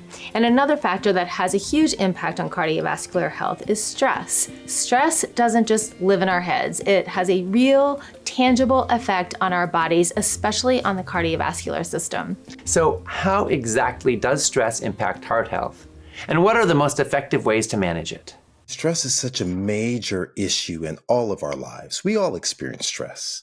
And so when stress is a natural phenomenon, right? And that's actually for our good. It's for our well-being that we need to have levels of eustress. It gets us motivated and to move towards action and purpose. But the problem is not about the eustress that gets us. It's more about the persistent stress that's there.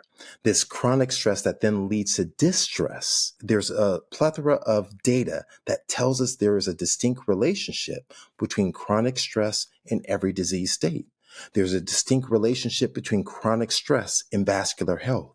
And most importantly, I'll tell you, it was around the 1990s that we learned that there was a condition called the broken heart syndrome, Takotsubo disorder, that from severe emotional stressor that actually has the ability to lead to heart failure, to paralyze the heart, stop it from contracting like it normally should. And this is a result of excess stress that happens in that moment. Stress. Life is stressful, right? So spend time, meditate, watch the sunrise, do some yoga. A lot of people don't realize that the very words we use in medicine are all linked to this, right? Hypertension, right? Too much tension, high blood pressure, dis-ease, disease, lack of ease, right? We want to get ease back. So spend time getting rid of stress in some way. And you don't have to meditate if you don't want to. You don't have to do yoga if you don't want to. In parts of the world, in Japan, for instance, they do forest bathing, where they go out into the woods and they hike. Some people watch the sunrise. Some people look at the stars. Some people pray. Some people do all sorts of things. Figure out what resonates with you.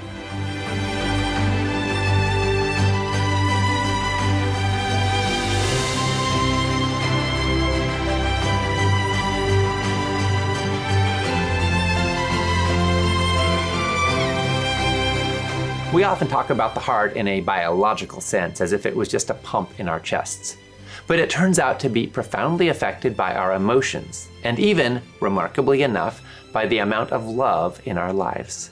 There actually might be a reason we put hearts on Valentine's Day cards, and that the heart is a symbol of love. You know, Ocean, this is such a fascinating aspect of physiological heart health. Science is now catching up with what many of us have intuitively known for ages, that love, connection, and meaningful relationships have profound effects on our heart health. Loneliness and social isolation, on the other hand, are emerging as significant risk factors for heart disease. And the good news is we can cultivate love and connection in ways that will benefit our heart health and also, at the same time, make us happier. It's such a beautiful concept. And anthropologically, or historically, I'd love to sort of talk to some linguists and ask why we came up with heart and love together and the whole concept. Love and connection are things we've lost, right, over time. And is it directly related to human health, longevity, and heart health? It is. I look at, my kids, I look at the community around us, and I look at the way everybody is moving through their life just on their own. People are always surprised that a cardiologist talks about love, but it sort of makes sense, right? It's a heart disease or lack of disease. And the goal is to make sure you have enough love and support in your life. And it turns out the people who have the most love and support have the best heart outcome. There is clear-cut scientific data that loneliness is an aging factor. You can measure something called your biologic age. I'm 65 on my driver's license, but what am I in terms of my actual cells? And there are several different ways you can test that if somebody's interested in doing that. And there are studies that show that loneliness is almost as powerful as smoking in causing you to have an advanced biologic age. So you wouldn't want that test to come back saying you're 80 at age 65. You'd prefer it to come back saying you're 55 at age 65. So you don't need to run the test, but loneliness is a real factor. And I think, the last few years have challenged us to maintain, in person. We know that even a hug is a very healing impact, and it actually affects our hormones that releases oxytocin from the brains and causes many good benefits. I'll say for me also, music just lifts me up. I never feel lonely when I have music in the background. Everybody else has to find their lift. It could be faith, of course. Faith would be an important one. When I was growing up, not that long ago, we had a neighborhood with 2 or 3 generations of people that grew up together. We had an extended family that we saw regularly. We had a job that people had been at for 10 years or more. They really got to know each other. They went to these places called offices and they worked together, They had a church or a synagogue or a mosque or a club or something they went to on a regular basis. But many people today don't have any of those things. And they say, well, we've got the internet, we've got Facebook and so on. But one of the studies that we talk about in our book is that the more time you spend on Facebook, the more depressed you are. Now, why is that? Because it's not really an authentic intimacy. To me, intimacy is healing. Even the word healing comes from the root to make whole. Yoga is from the Sanskrit to yoke, to unite, to bring together. Anything that brings us together is really healing. And there's something really primal about the need to really be seen, like in Avatar, I see you, which is really an old African proverb. I see all of you, not just your good stuff. Like in Facebook, it's like, it looks like everybody has this perfect life but you, right? Everybody, here we are with the award we got and our kid just graduating, or here we are in front of the Louvre or whatever, People don't generally post their demons and their darkness and where they messed up. But, if you grow up in a family, they know that about you. And there's just something really healing about being fully seen in that way. And when you ask about love in the heart, I think, of course, about Dr. Dean Ornish, who's written books on it. And maybe a few people remember Leo Buscaglia, a famous motivational speaker. I think he's passed on, and a few others that have brought it up. It's more than just a soft topic. There is important research on loneliness and the heart. And on the flip side, community and the heart community might be family if you're lucky, might be friends, might be a plant-based community, hopefully in person, but it could even be an online plant-based community. And I always vouch for the love that pets give us.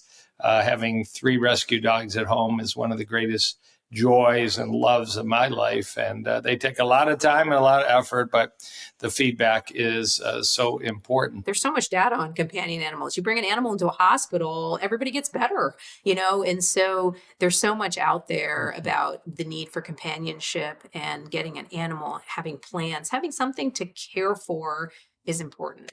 And I think all of us can do it. All of us can find something. You can't have a dog in your apartment. Okay, get a plant, care for that plant, love that plant, make it better and make it grow. Those are all ways to connect. There's a decent amount of data showing that pet owners tend to live longer.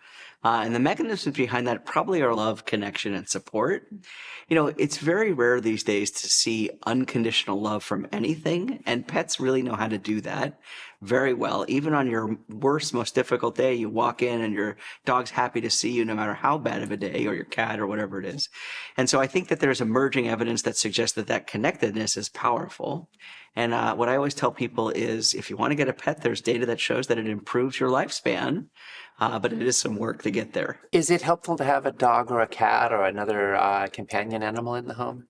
Dogs seem to be more helpful than cats for sort of repopulating the microbiome. So there's several studies that show that households with dogs, the kids tend to require fewer antibiotics. And it's probably because of the dog bringing in microbes from the outside and sort of colonizing everyone with more microbes. So the data on dogs is pretty clear that dogs are helpful in that setting. And there's also data on couples that show that couples living together, cohabitating, share more microbial species, again, because of the swapping around of microbes, which seems to be a good thing, particularly if the person you're sharing with has healthy microbes. Got it. A new thing to put on the dating app. I think so. Do you have healthy microbes? I think we should be looking based on the Bristol stool scale. Are you a Bristol 1, where you have, super hard stool and you might be in the bathroom all the time constipated? Are you a Bristol 6, where you have looser stool and you may also be running? And what does your microbiome look like? This is a fantastic startup opportunity for a dating app based on stool pattern and your microbial profile. It's a niche audience. It's really clear that love is good for our hearts and it's good for our happiness. And one of the things that can bring a lot more love into our worlds is companion animals. Yes, and here I want to raise a question. I've often puzzled over how it is that we humans love some animals as part of our families. We give them names, we pay their vet bills. Some of us would do just about anything for a dog or cat or other companion animal in our lives. But then we take other animals like cows, pigs, chickens, turkeys, and call them dinner. By virtue of that semantic distinction, we treat them with enormous cruelty in modern factory farms. Then we eat them, often without much of a second thought. It's a stark contrast. These animals are intelligent, emotional beings who feel pain and fear, much like the pets we adore. But for many, this reality remains out of sight due to how our food system has been designed. You do not need to be a vegetarian or an animal rights activist to be troubled by the reality of factory farming. And it raises, I think, an important question.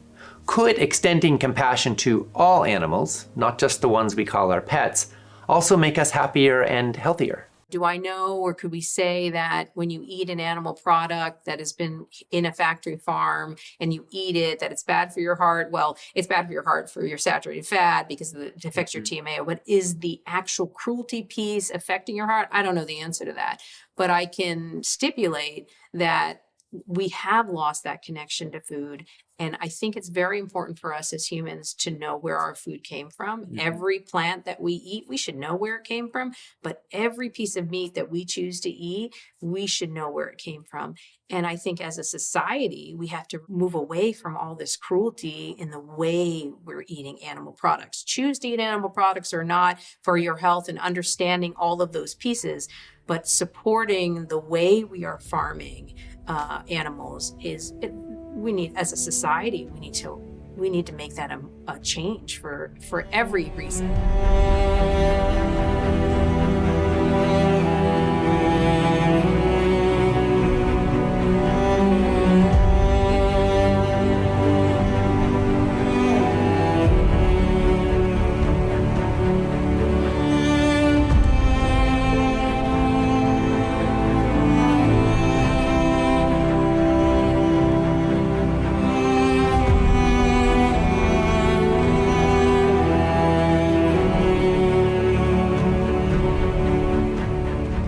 It's one thing to talk about the science and studies showing how a healthy diet can transform health, but it's something else entirely when we hear a personal story, especially from someone who's been on the front lines of treating heart disease. Dr. Baxter Montgomery's journey is a great example. Dr. Montgomery is a highly skilled cardiologist treating some of the sickest patients out there, but like so many physicians, his own health was a different story. He knew he had heart disease, but here's what's remarkable. Instead of turning to the conventional treatments that were the focus of his practice, he decided to explore a different path. And when he got results, he transformed his practice to help his patients heal their hearts with diet and lifestyle. So over the years, I went into my private practice, very busy, taking care of very sick patients, extremely busy. Of course, being a busy cardiologist, I had my own health issues. I knew I had a history of an abnormal EKG. In the back of my mind, I knew I had heart disease. I knew I had some symptoms. I knew I had elevated cholesterol. So all these little signals that were coming up in my life in terms of health issues. So as things went along, I started doing my own research into natural cures, if you will, supplements and herbs and so on. And as I read these documents and books, there was always an underlying recommendation of a healthy diet.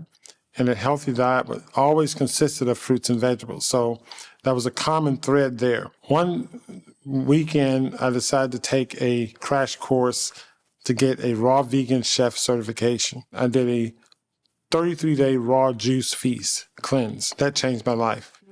So I felt like I was 18. At the time, I was around 38 years old. I felt like I was 18. Not only did I lose weight, and I'd done other programs to where I lost weight, but this was different.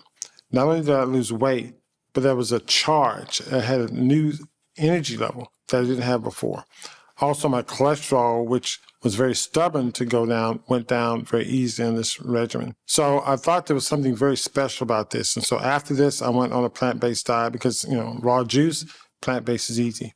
I started applying this to my patients. Now, my patient population is very sick. And one thing I noticed, without exception, every patient that followed the regimen, 100% of them gotten better. So it was at that point, it was very early on. I didn't know exactly how I was going to implement this. But in that point, I made a decision that this was going to be a major part of my practice. I didn't know how or why. Well, the why I knew, I didn't know how. So this was going to be a major part of my practice. So that was the defining moment. And for a month or so after someone's had a heart attack or a diagnosis of something, they'll do pretty much anything their doctor or their dietitian or their nurse says, but they'll only from 4 to 6 weeks or so. And the reason is that, we all know we're going to die. The mortality rate is still 100%. It's one per person, but we don't think about it most of the time because it's too scary. Now, when you've had a heart attack, you think about it a lot, but then the denial starts to come back and you stop thinking about it. But when you make lifestyle changes that are big, you feel so much better so quickly in ways that really matter. It reframes the reason for making lifestyle changes from fear of dying or fear of a heart attack or stroke or something bad happening to joy and love and pleasure and feeling good. And that's really what are sustainable. It's extraordinary to realize how powerful diet and lifestyle are. They can often prevent, and in some cases even reverse, the world's #1 leading cause of death. This is incredibly empowering and incredibly important. It really is.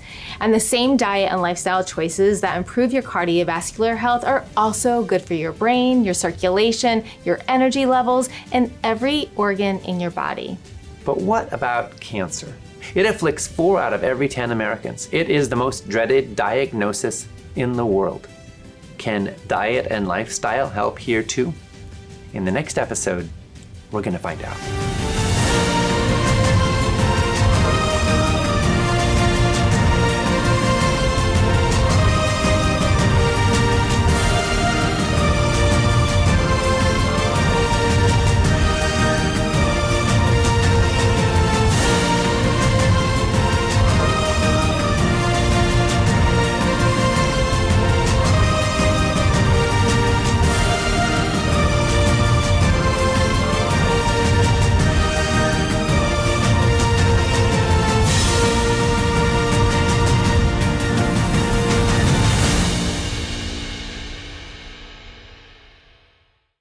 At Food Revolution Network, our mission is healthy, ethical, sustainable food for all. We want kids to learn about healthy food in school. We want doctors to learn how nutrition impacts health in medical school. We want the routine use of antibiotics banned from factory farms. We want a world where everyone, regardless of their ethnic or economic background, has knowledge of and access to healthy food for their family. We want a world in which heart disease, cancer, Alzheimer's, obesity, and diabetes are rare, and in which vibrant health is the norm. We're spreading the word, and we're standing for change.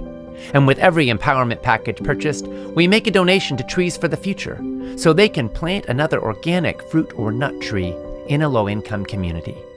Join this movement and stand with us for a real food revolution.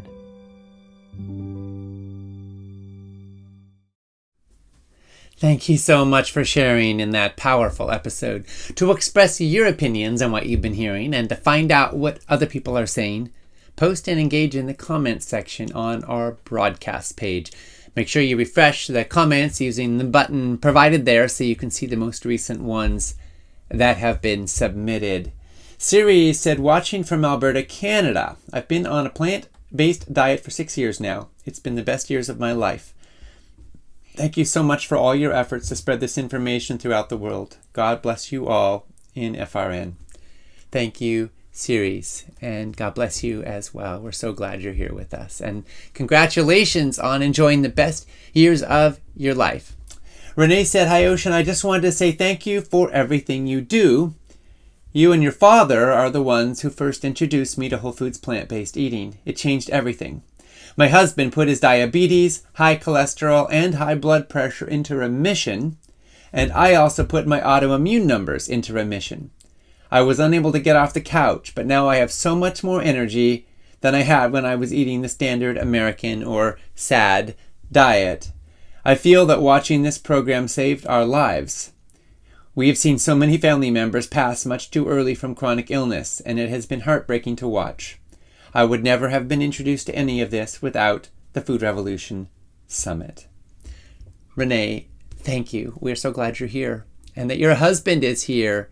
And thank you for being a part of this community. Thank you for sharing your story. Thank you for learning and participating and putting this all into action. We're so grateful and so heartened and so glad that you're part of this community with us. Now, Renee also had another piece. Renee said, I have a question. Everything you have done through love and compassion, I'm grateful for. I'd love to pay it forward and help others the way you and your dad have helped my whole family. I heard you have a coaching certificate course that even teaches the business tools needed to compete in a competitive market. Do you ever offer scholarships to low-income individuals? Thank you again for all that you do.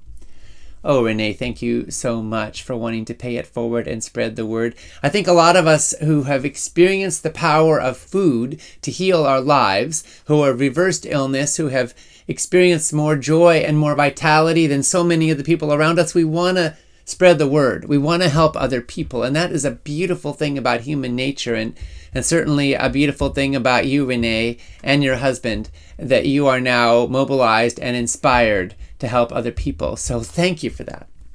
Whether it's through joining FRN's plant-based coaching certificate or other ways that you can start organizing in your community, there are so many wonderful ways to be a part of the food revolution, and we're glad you're part of the team. Now, as far as the plant-based coaching certificate, for those who don't know, FRN has an annual program. It launches every January. It's a 6-month certificate, and it walks you through deep dives into nutritional science, coaching and behavior change, and also impact and entrepreneurship and how to build a coaching practice should you so desire. And we've graduated now many hundreds of coaches who are out doing the work, spreading change in their communities, and it is so heartening to see. The next cohort launches in January. You can learn more at certificate.foodrevolution.org. Now, as far as Renee's specific question about scholarships, we do have a very limited number of scholarships that we give out every year for the plant-based coaching certificate. They're specifically intended to be given to people who have the capacity to use that scholarship to make a big impact, particularly in historically disadvantaged communities. So feel free to reach out to our team. If you go to certificate.foodrevolution.org, you can find out more about the program and also how to contact our team about it with questions. You can ask about the scholarship program and see if you might be a fit. Jill said, my brother has been diagnosed with Lewy body dementia. He takes a lot of medicine. Would a whole foods, plant-based diet help him? Well, Jill, thanks for your question. And first of all, I just want to say I'm sorry your brother is going through this. Lewy body dementia can be incredibly challenging for the person living with it and for everybody who loves them. Now, as to whether a whole foods, plant-based diet can help, there isn't a cure for Lewy body dementia, but there is growing evidence that diet can impact brain health. A whole foods, plant-powered way of eating, especially when it's rich in leafy greens and berries and whole grains and legumes and nuts and seeds, can reduce inflammation, it can improve blood flow, and it can support a healthier gut microbiome, which is increasingly linked to brain function. Some studies have found that diets like the MIND diet, which emphasizes plant-based foods, are linked with slower cognitive decline and lower risk of dementia.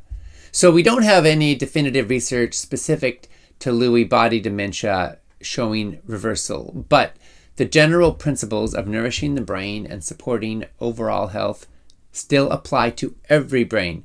And a plant-powered approach is one of the best ways we know to do that. Now, of course, anyone dealing with a medical condition should work with their healthcare provider to make sure dietary changes are safe and appropriate, especially if they're also taking medications. But from what we know so far, embracing more whole plant foods can be a powerful step towards bringing down inflammation and supporting brain and body health for anyone at any age. So hopefully that is of some value. And of course, please check out Dr. Ornish's work on early onset dementia and the study that we talked about in episode 2 that went into that in more depth. Jennifer said, here from Fort Worth, Texas, absolutely love the knowledge I'm gaining from this event. I've completely changed my eating habits. I have lost 60 pounds and my diabetes issues are gone. You have done great work, Ocean. Thank you. Oh, Jennifer, how wonderful. Congratulations on losing excess weight and reversing your diabetes issues. I'm so happy to hear that. Sending love to you in Fort Worth. Thank you for being a part of this community with us. Lori said, Ocean, you and your dad have been a constant inspiration for so many years. I treasure that I can go back and watch the amazing information whenever I want because of the reasonable cost of the empowerment package. I also appreciate Whole Life Club. You all are deeply appreciated. I look forward to what we all might accomplish together. I love that, Lori. Thank you. And for those who don't know, FRN has an ongoing membership community, Whole Life Club. Lori is one of our 10,000 members. And this is where we provide ongoing support. It's like a wind at your back to help you keep making progress and sticking with it, and also building a fabric of community with other people on the path. It's a place to get support, to find fellowship, and to learn and deepen. And of course, there's more than 1,500 incredible whole foods plant-based recipes. You can search by ingredient or for allergens or all kinds of different ways to find just what you want. If you got a little too much bok choy in the fridge, well, you can find bok choy recipes. So it's an amazing resource. The recipes are all whole foods, nutritious, delicious, and amazing. So Lori, I'm glad you're part of it. And for those who don't know, Whole Life Club is available for a special discount and trial when you get an empowerment package. So for any of you who choose to get the empowerment package, it is a great next step. Deborah said, hoping to find out if there's anything you can do to reverse AFib. Deborah, thanks for the question. So atrial fibrillation, also called AFib, isn't something to take lightly. As you know, I'm sure, it can increase the risk of stroke. It can also be incredibly miserable to live with. I'm really glad you're looking into ways to address it proactively. Now, when it comes to reversing AFib, the truth is sometimes it's possible and sometimes it's more about managing and minimizing it. One of the most promising medical options is a procedure called catheter ablation. Now, for some people, this can actually cure AFib, especially if it's caught early and the heart hasn't undergone too much structural damage. It's not right for everyone, But for a lot of people, it can significantly reduce or completely eliminate episodes. Now, that said, lifestyle matters a lot. Studies show that reducing alcohol intake, quitting smoking, managing blood pressure, and getting regular physical activity, as well as maintaining healthy weight, can all help reduce the frequency and the severity of AFib episodes. There's also emerging research pointing to the power of whole foods plant-based diets to bring down inflammation and support cardiovascular health, as we've been discussing today. So there is hope. Whether through medical intervention, lifestyle change, or both, a lot of people have been able to significantly improve their heart rhythm and reclaim their energy. I hope that what you're learning today will be helpful to you on your path, and we're sending you and your heart and your family lots of love. Caroline said, I understand that a plant-predominant diet is best for health, but I do not understand eliminating all meat products when meat is the only natural source of B12. Yes, you can down vitamins and eat enriched foods, but those are typically synthetic vitamins and not natural in themselves. Wouldn't it make more sense to promote small amounts of B12-rich real foods? Caroline, thanks for your thoughtful question. You're right, B12 is essential for health. And historically, we've known animal foods to contain it. Animal products do provide protein-bound B12, but they are not an ideal source for a couple big reasons. First of all, the B12 in animal products is bound to protein, which can be difficult for some people to absorb, especially when stomach acid is low. This can be especially significant as people age, which is one reason that a lot of omnivores, particularly older omnivores, and not just vegans, are deficient in B12. Now, second, along with B12, animal products also bring substances that are linked with negative health effects, like IGF-1, which is associated with cancer growth, TMAO, which is linked to vascular damage and cardiovascular disease, and also heme iron, which is connected to oxidative stress, free radical formation, and can therefore contribute to cardiovascular issues and cancer risk. It's also worth noting that most livestock today don't get their B12 from nature either. Animals used to obtain B12 from bacteria in soil and untreated water, but because most modern livestock are raised in highly controlled environments and are fed grain-based diets, they typically don't get the microbial exposure needed for natural B12 synthesis. So the result of this is that it's now standard practice in industrial agriculture to supplement animal feed with B12. So when people consume meat or dairy for their B12, they're really getting a secondhand supplement, one that was added to the animal's feed. So it may seem more natural to get B12 from animal foods, but the evidence shows there's really nothing particularly natural about modern livestock production. And supplementation is probably a safer and a more reliable way to get optimal B12 levels without all the health risks that come with meat, dairy, and eggs, and without outsourcing your supplement to a cow or a chicken. All that said, I want to emphasize something, folks. B12 supplementation is important, and for vegans, it's pretty much essential. Some people might make their own in their guts, but a lot might not make enough. It's probably the most easily solvable and widespread problem that long-term vegans face with their health. So please, if you're vegan, and even if you're not, we would strongly encourage you to look at taking a quality B12 supplement on a regular basis. Of course, you can always talk with your healthcare provider about supplement choices, and probably should. At Food Revolution Network, we are proud to train hundreds of new plant-based coaches every year through our plant-based coaching certificate program that I spoke about a little earlier. These coaches are out there making a real difference. They're helping people embrace healthier and more sustainable lives. And one of our graduates is Vincent Savino from New Bedford, Massachusetts.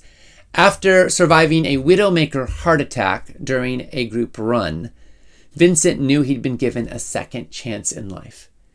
He was determined not to rely on medications or to live in fear, so he turned to a whole food plant-based lifestyle, and he experienced quite a transformation. Now he's helping other people. This is Vincent's story. A definite purpose in my life is really related to the fact that I nearly died. I was on a group run with some friends. I just dropped right there. I hit the ground. I stopped breathing. So they took turns doing CPR till the EMTs could arrive. Despite their heroic efforts and their few broken ribs, they were not able to get a pulse. Even the EMTs told me, he's not coming back. So on the way to the hospital, the technicians were saying, this was like being in a movie. You came back.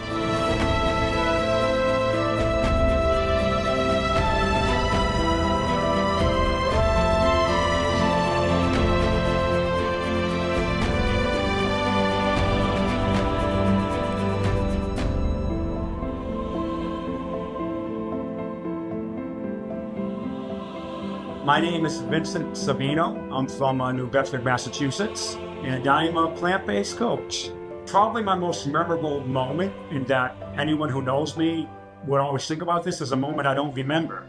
The time I almost died of a widowmaker heart attack. None of us really know we have clogged arteries, unfortunately, until something happens. While I was recovering from my heart attack, I had some time off from work, obviously. But what I did is I signed up for a whole food plant-based summit, because I was searching the internet how to prevent a second heart attack. A whole food plant-based lifestyle is key to not only recovery, but even reversing many of the symptoms that coronary artery disease can bring. Because the vitality I have now and the ambitions I have now are greater than they were 5 and 10 years ago. Now I have more energy, more mental clarity, because this lifestyle works in more than just reducing cholesterol. It really helps the body, mind, and soul. What made me want to be a coach was I see the difference that this lifestyle can have in my health and well-being, and I needed to share that with other people. I knew that helping other people, and particularly people with heart disease or at risk of heart disease, to reverse their symptoms, that I wanted to be a help for them. I knew I didn't want to be a life coach or just a health and nutrition coach, and just the gamut of whether people want to do this method or that method. I knew specifically it had to be whole food plant-based. And in a short process of time, I ended up getting an email or an advertisement from Food Revolution Network. I've watched a few of their summits, and they were announcing the formation of the whole food or plant-based coaching certification program. And I read that email from top to bottom. It had the pillars of teaching about plant-based nutrition, another pillar teaching about coaching and marketing. All these things are brand new to me. And I was looking at taking 3 or 4 different coaching programs at great expense, which was beyond my means, to be able to accomplish what Food Revolution and Network was able to provide in one curriculum. I knew right then and there it was the perfect fit for me, and I don't regret that I had gone through the certification and obtained my certification. So this has really given me an opportunity to do something I'm passionate about, that I truly believe, really enjoy, and I know will really help people. When we're at our younger adult years, we tend to kind of just go with the flow, do what everyone's doing, and do what feels right or natural, whatever our passions are.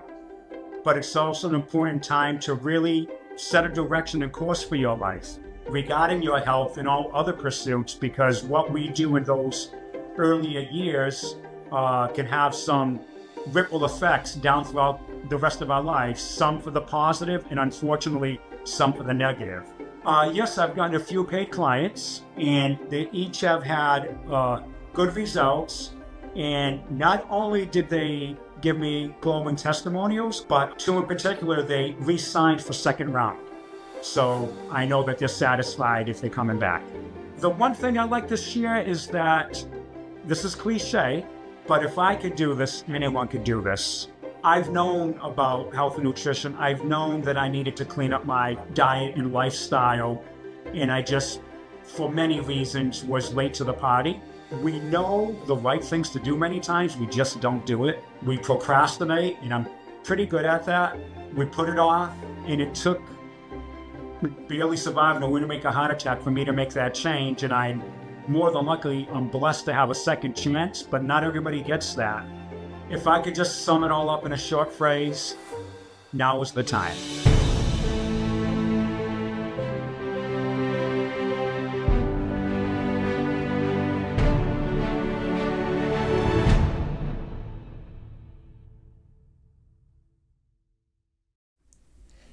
Thank you so much to Vincent for sharing that inspiring story.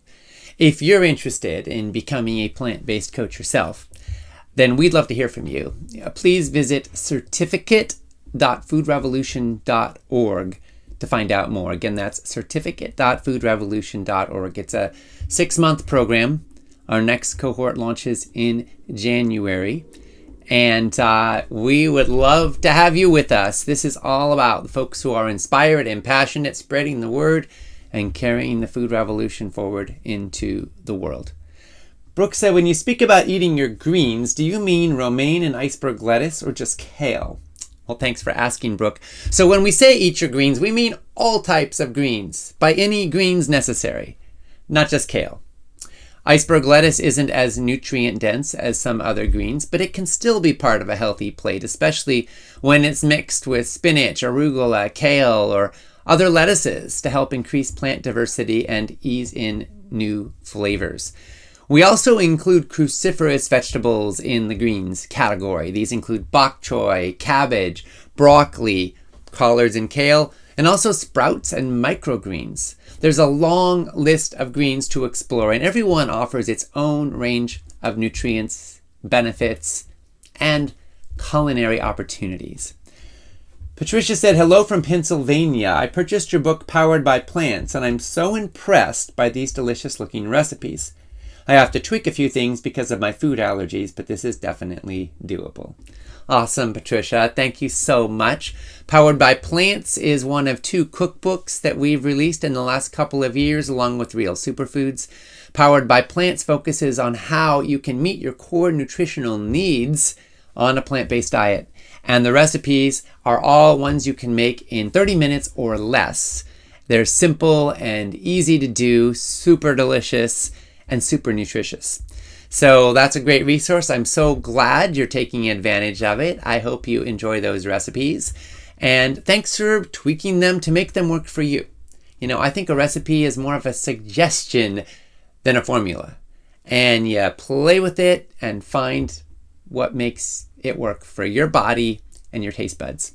Speaking of recipes, every day of this summit, we have 3 more recipes of the day from Nicole.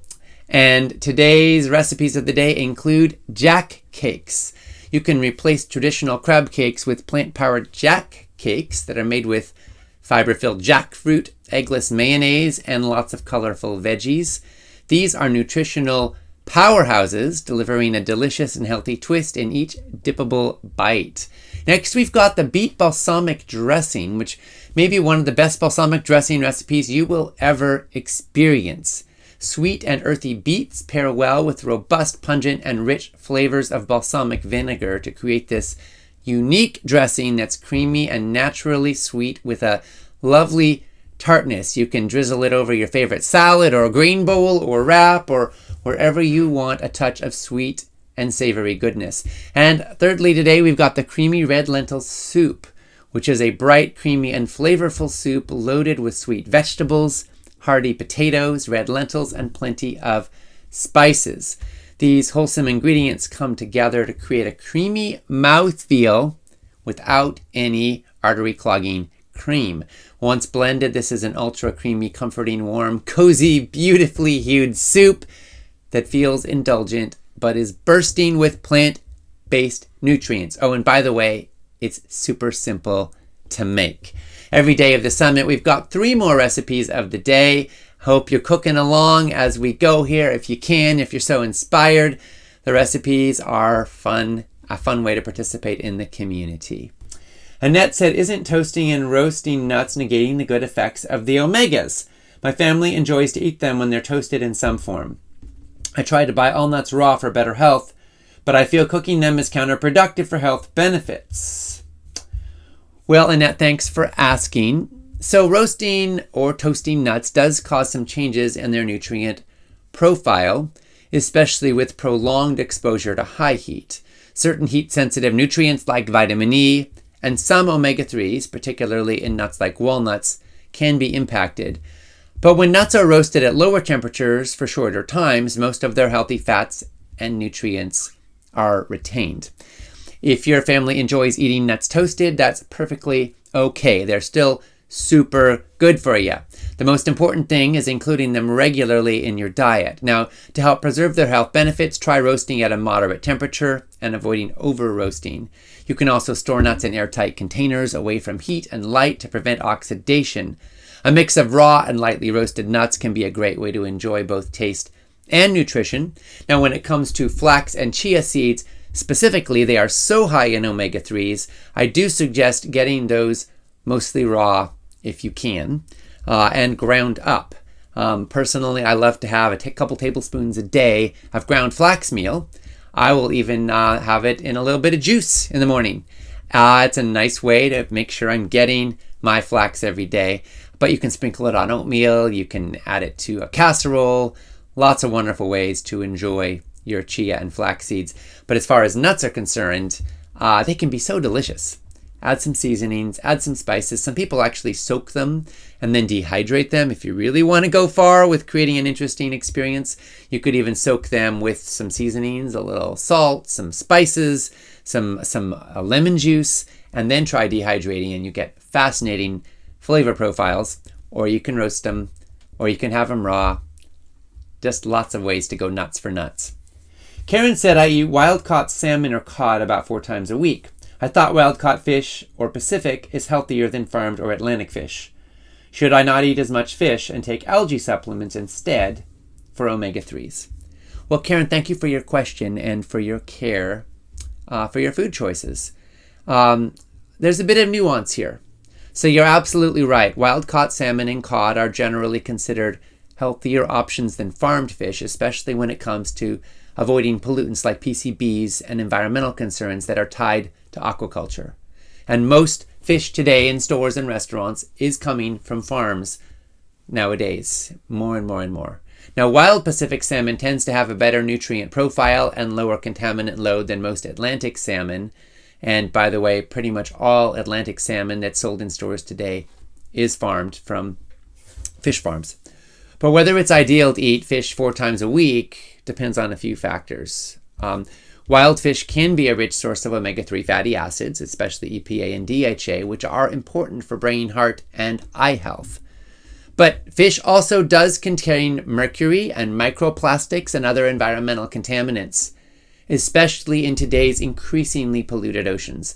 Even wild-caught fish can accumulate mercury and plastic, especially the larger predatory fish, and eating fish multiple times a week can potentially lead to excessive exposure.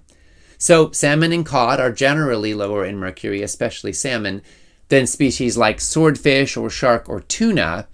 But if you're eating them often, it might still be worth considering that cumulative load. 4 times a week is quite a bit.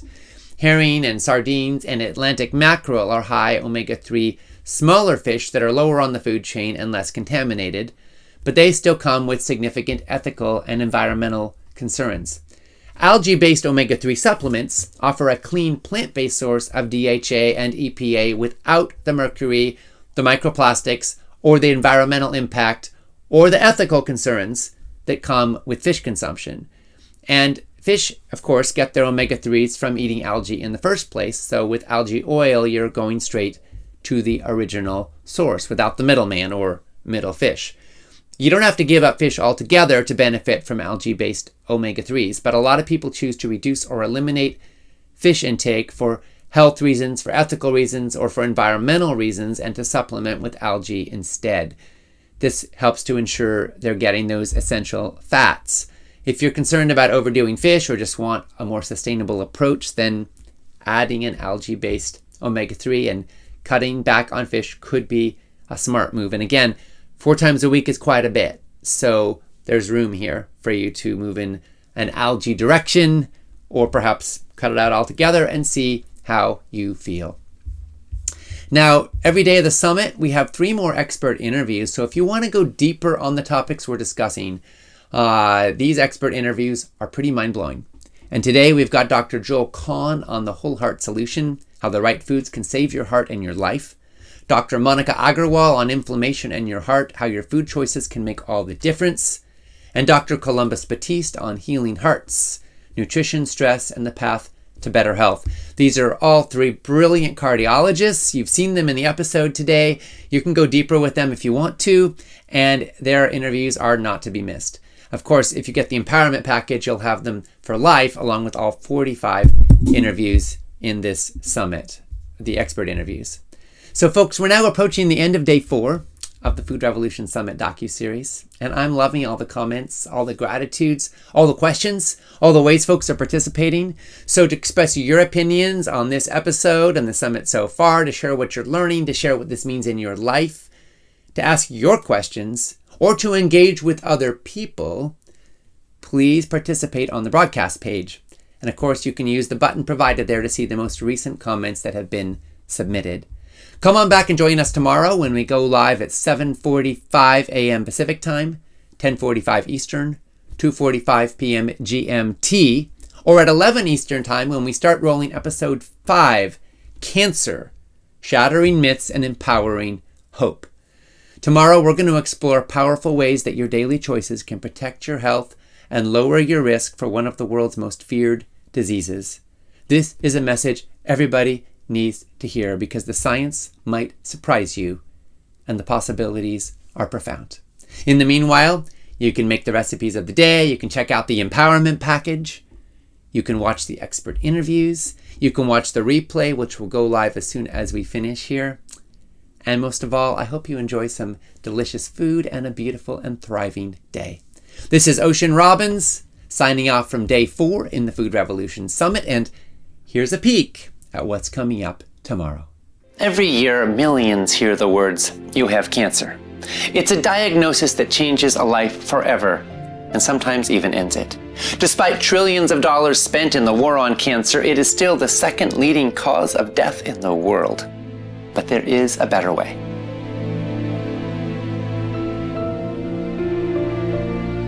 Our thinking is tipped towards the expensive drugs. It's distorted towards the expensive drugs.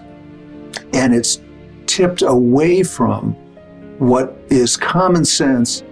95% of cancers is not genetics, okay? So the number of cancer cases today is linked to several aspects of modern life.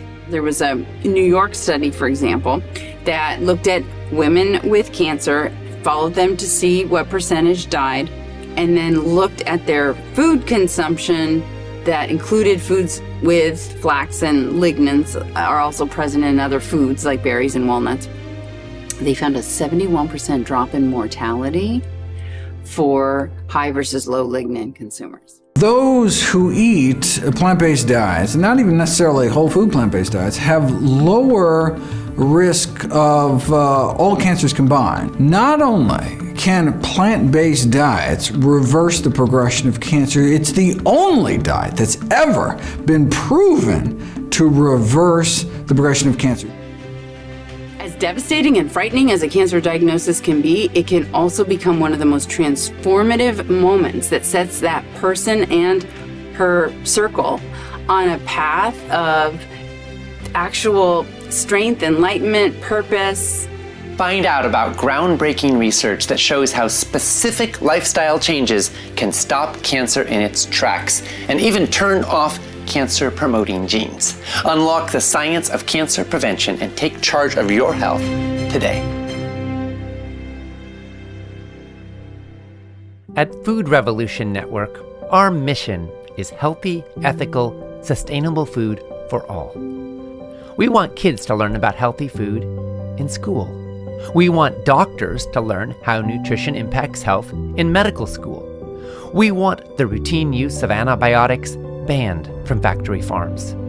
We want a world where everyone, regardless of their ethnic or economic background, has knowledge of and access to healthy food for their family. We want a world in which heart disease, cancer, Alzheimer's, obesity, and diabetes are rare, and in which vibrant health is the norm. We're spreading the word, and we're standing for change. And with every empowerment package purchased, we make a donation to Trees for the Future, so they can plant another organic fruit or nut tree in a low-income community. Join this movement and stand with us for a real food revolution.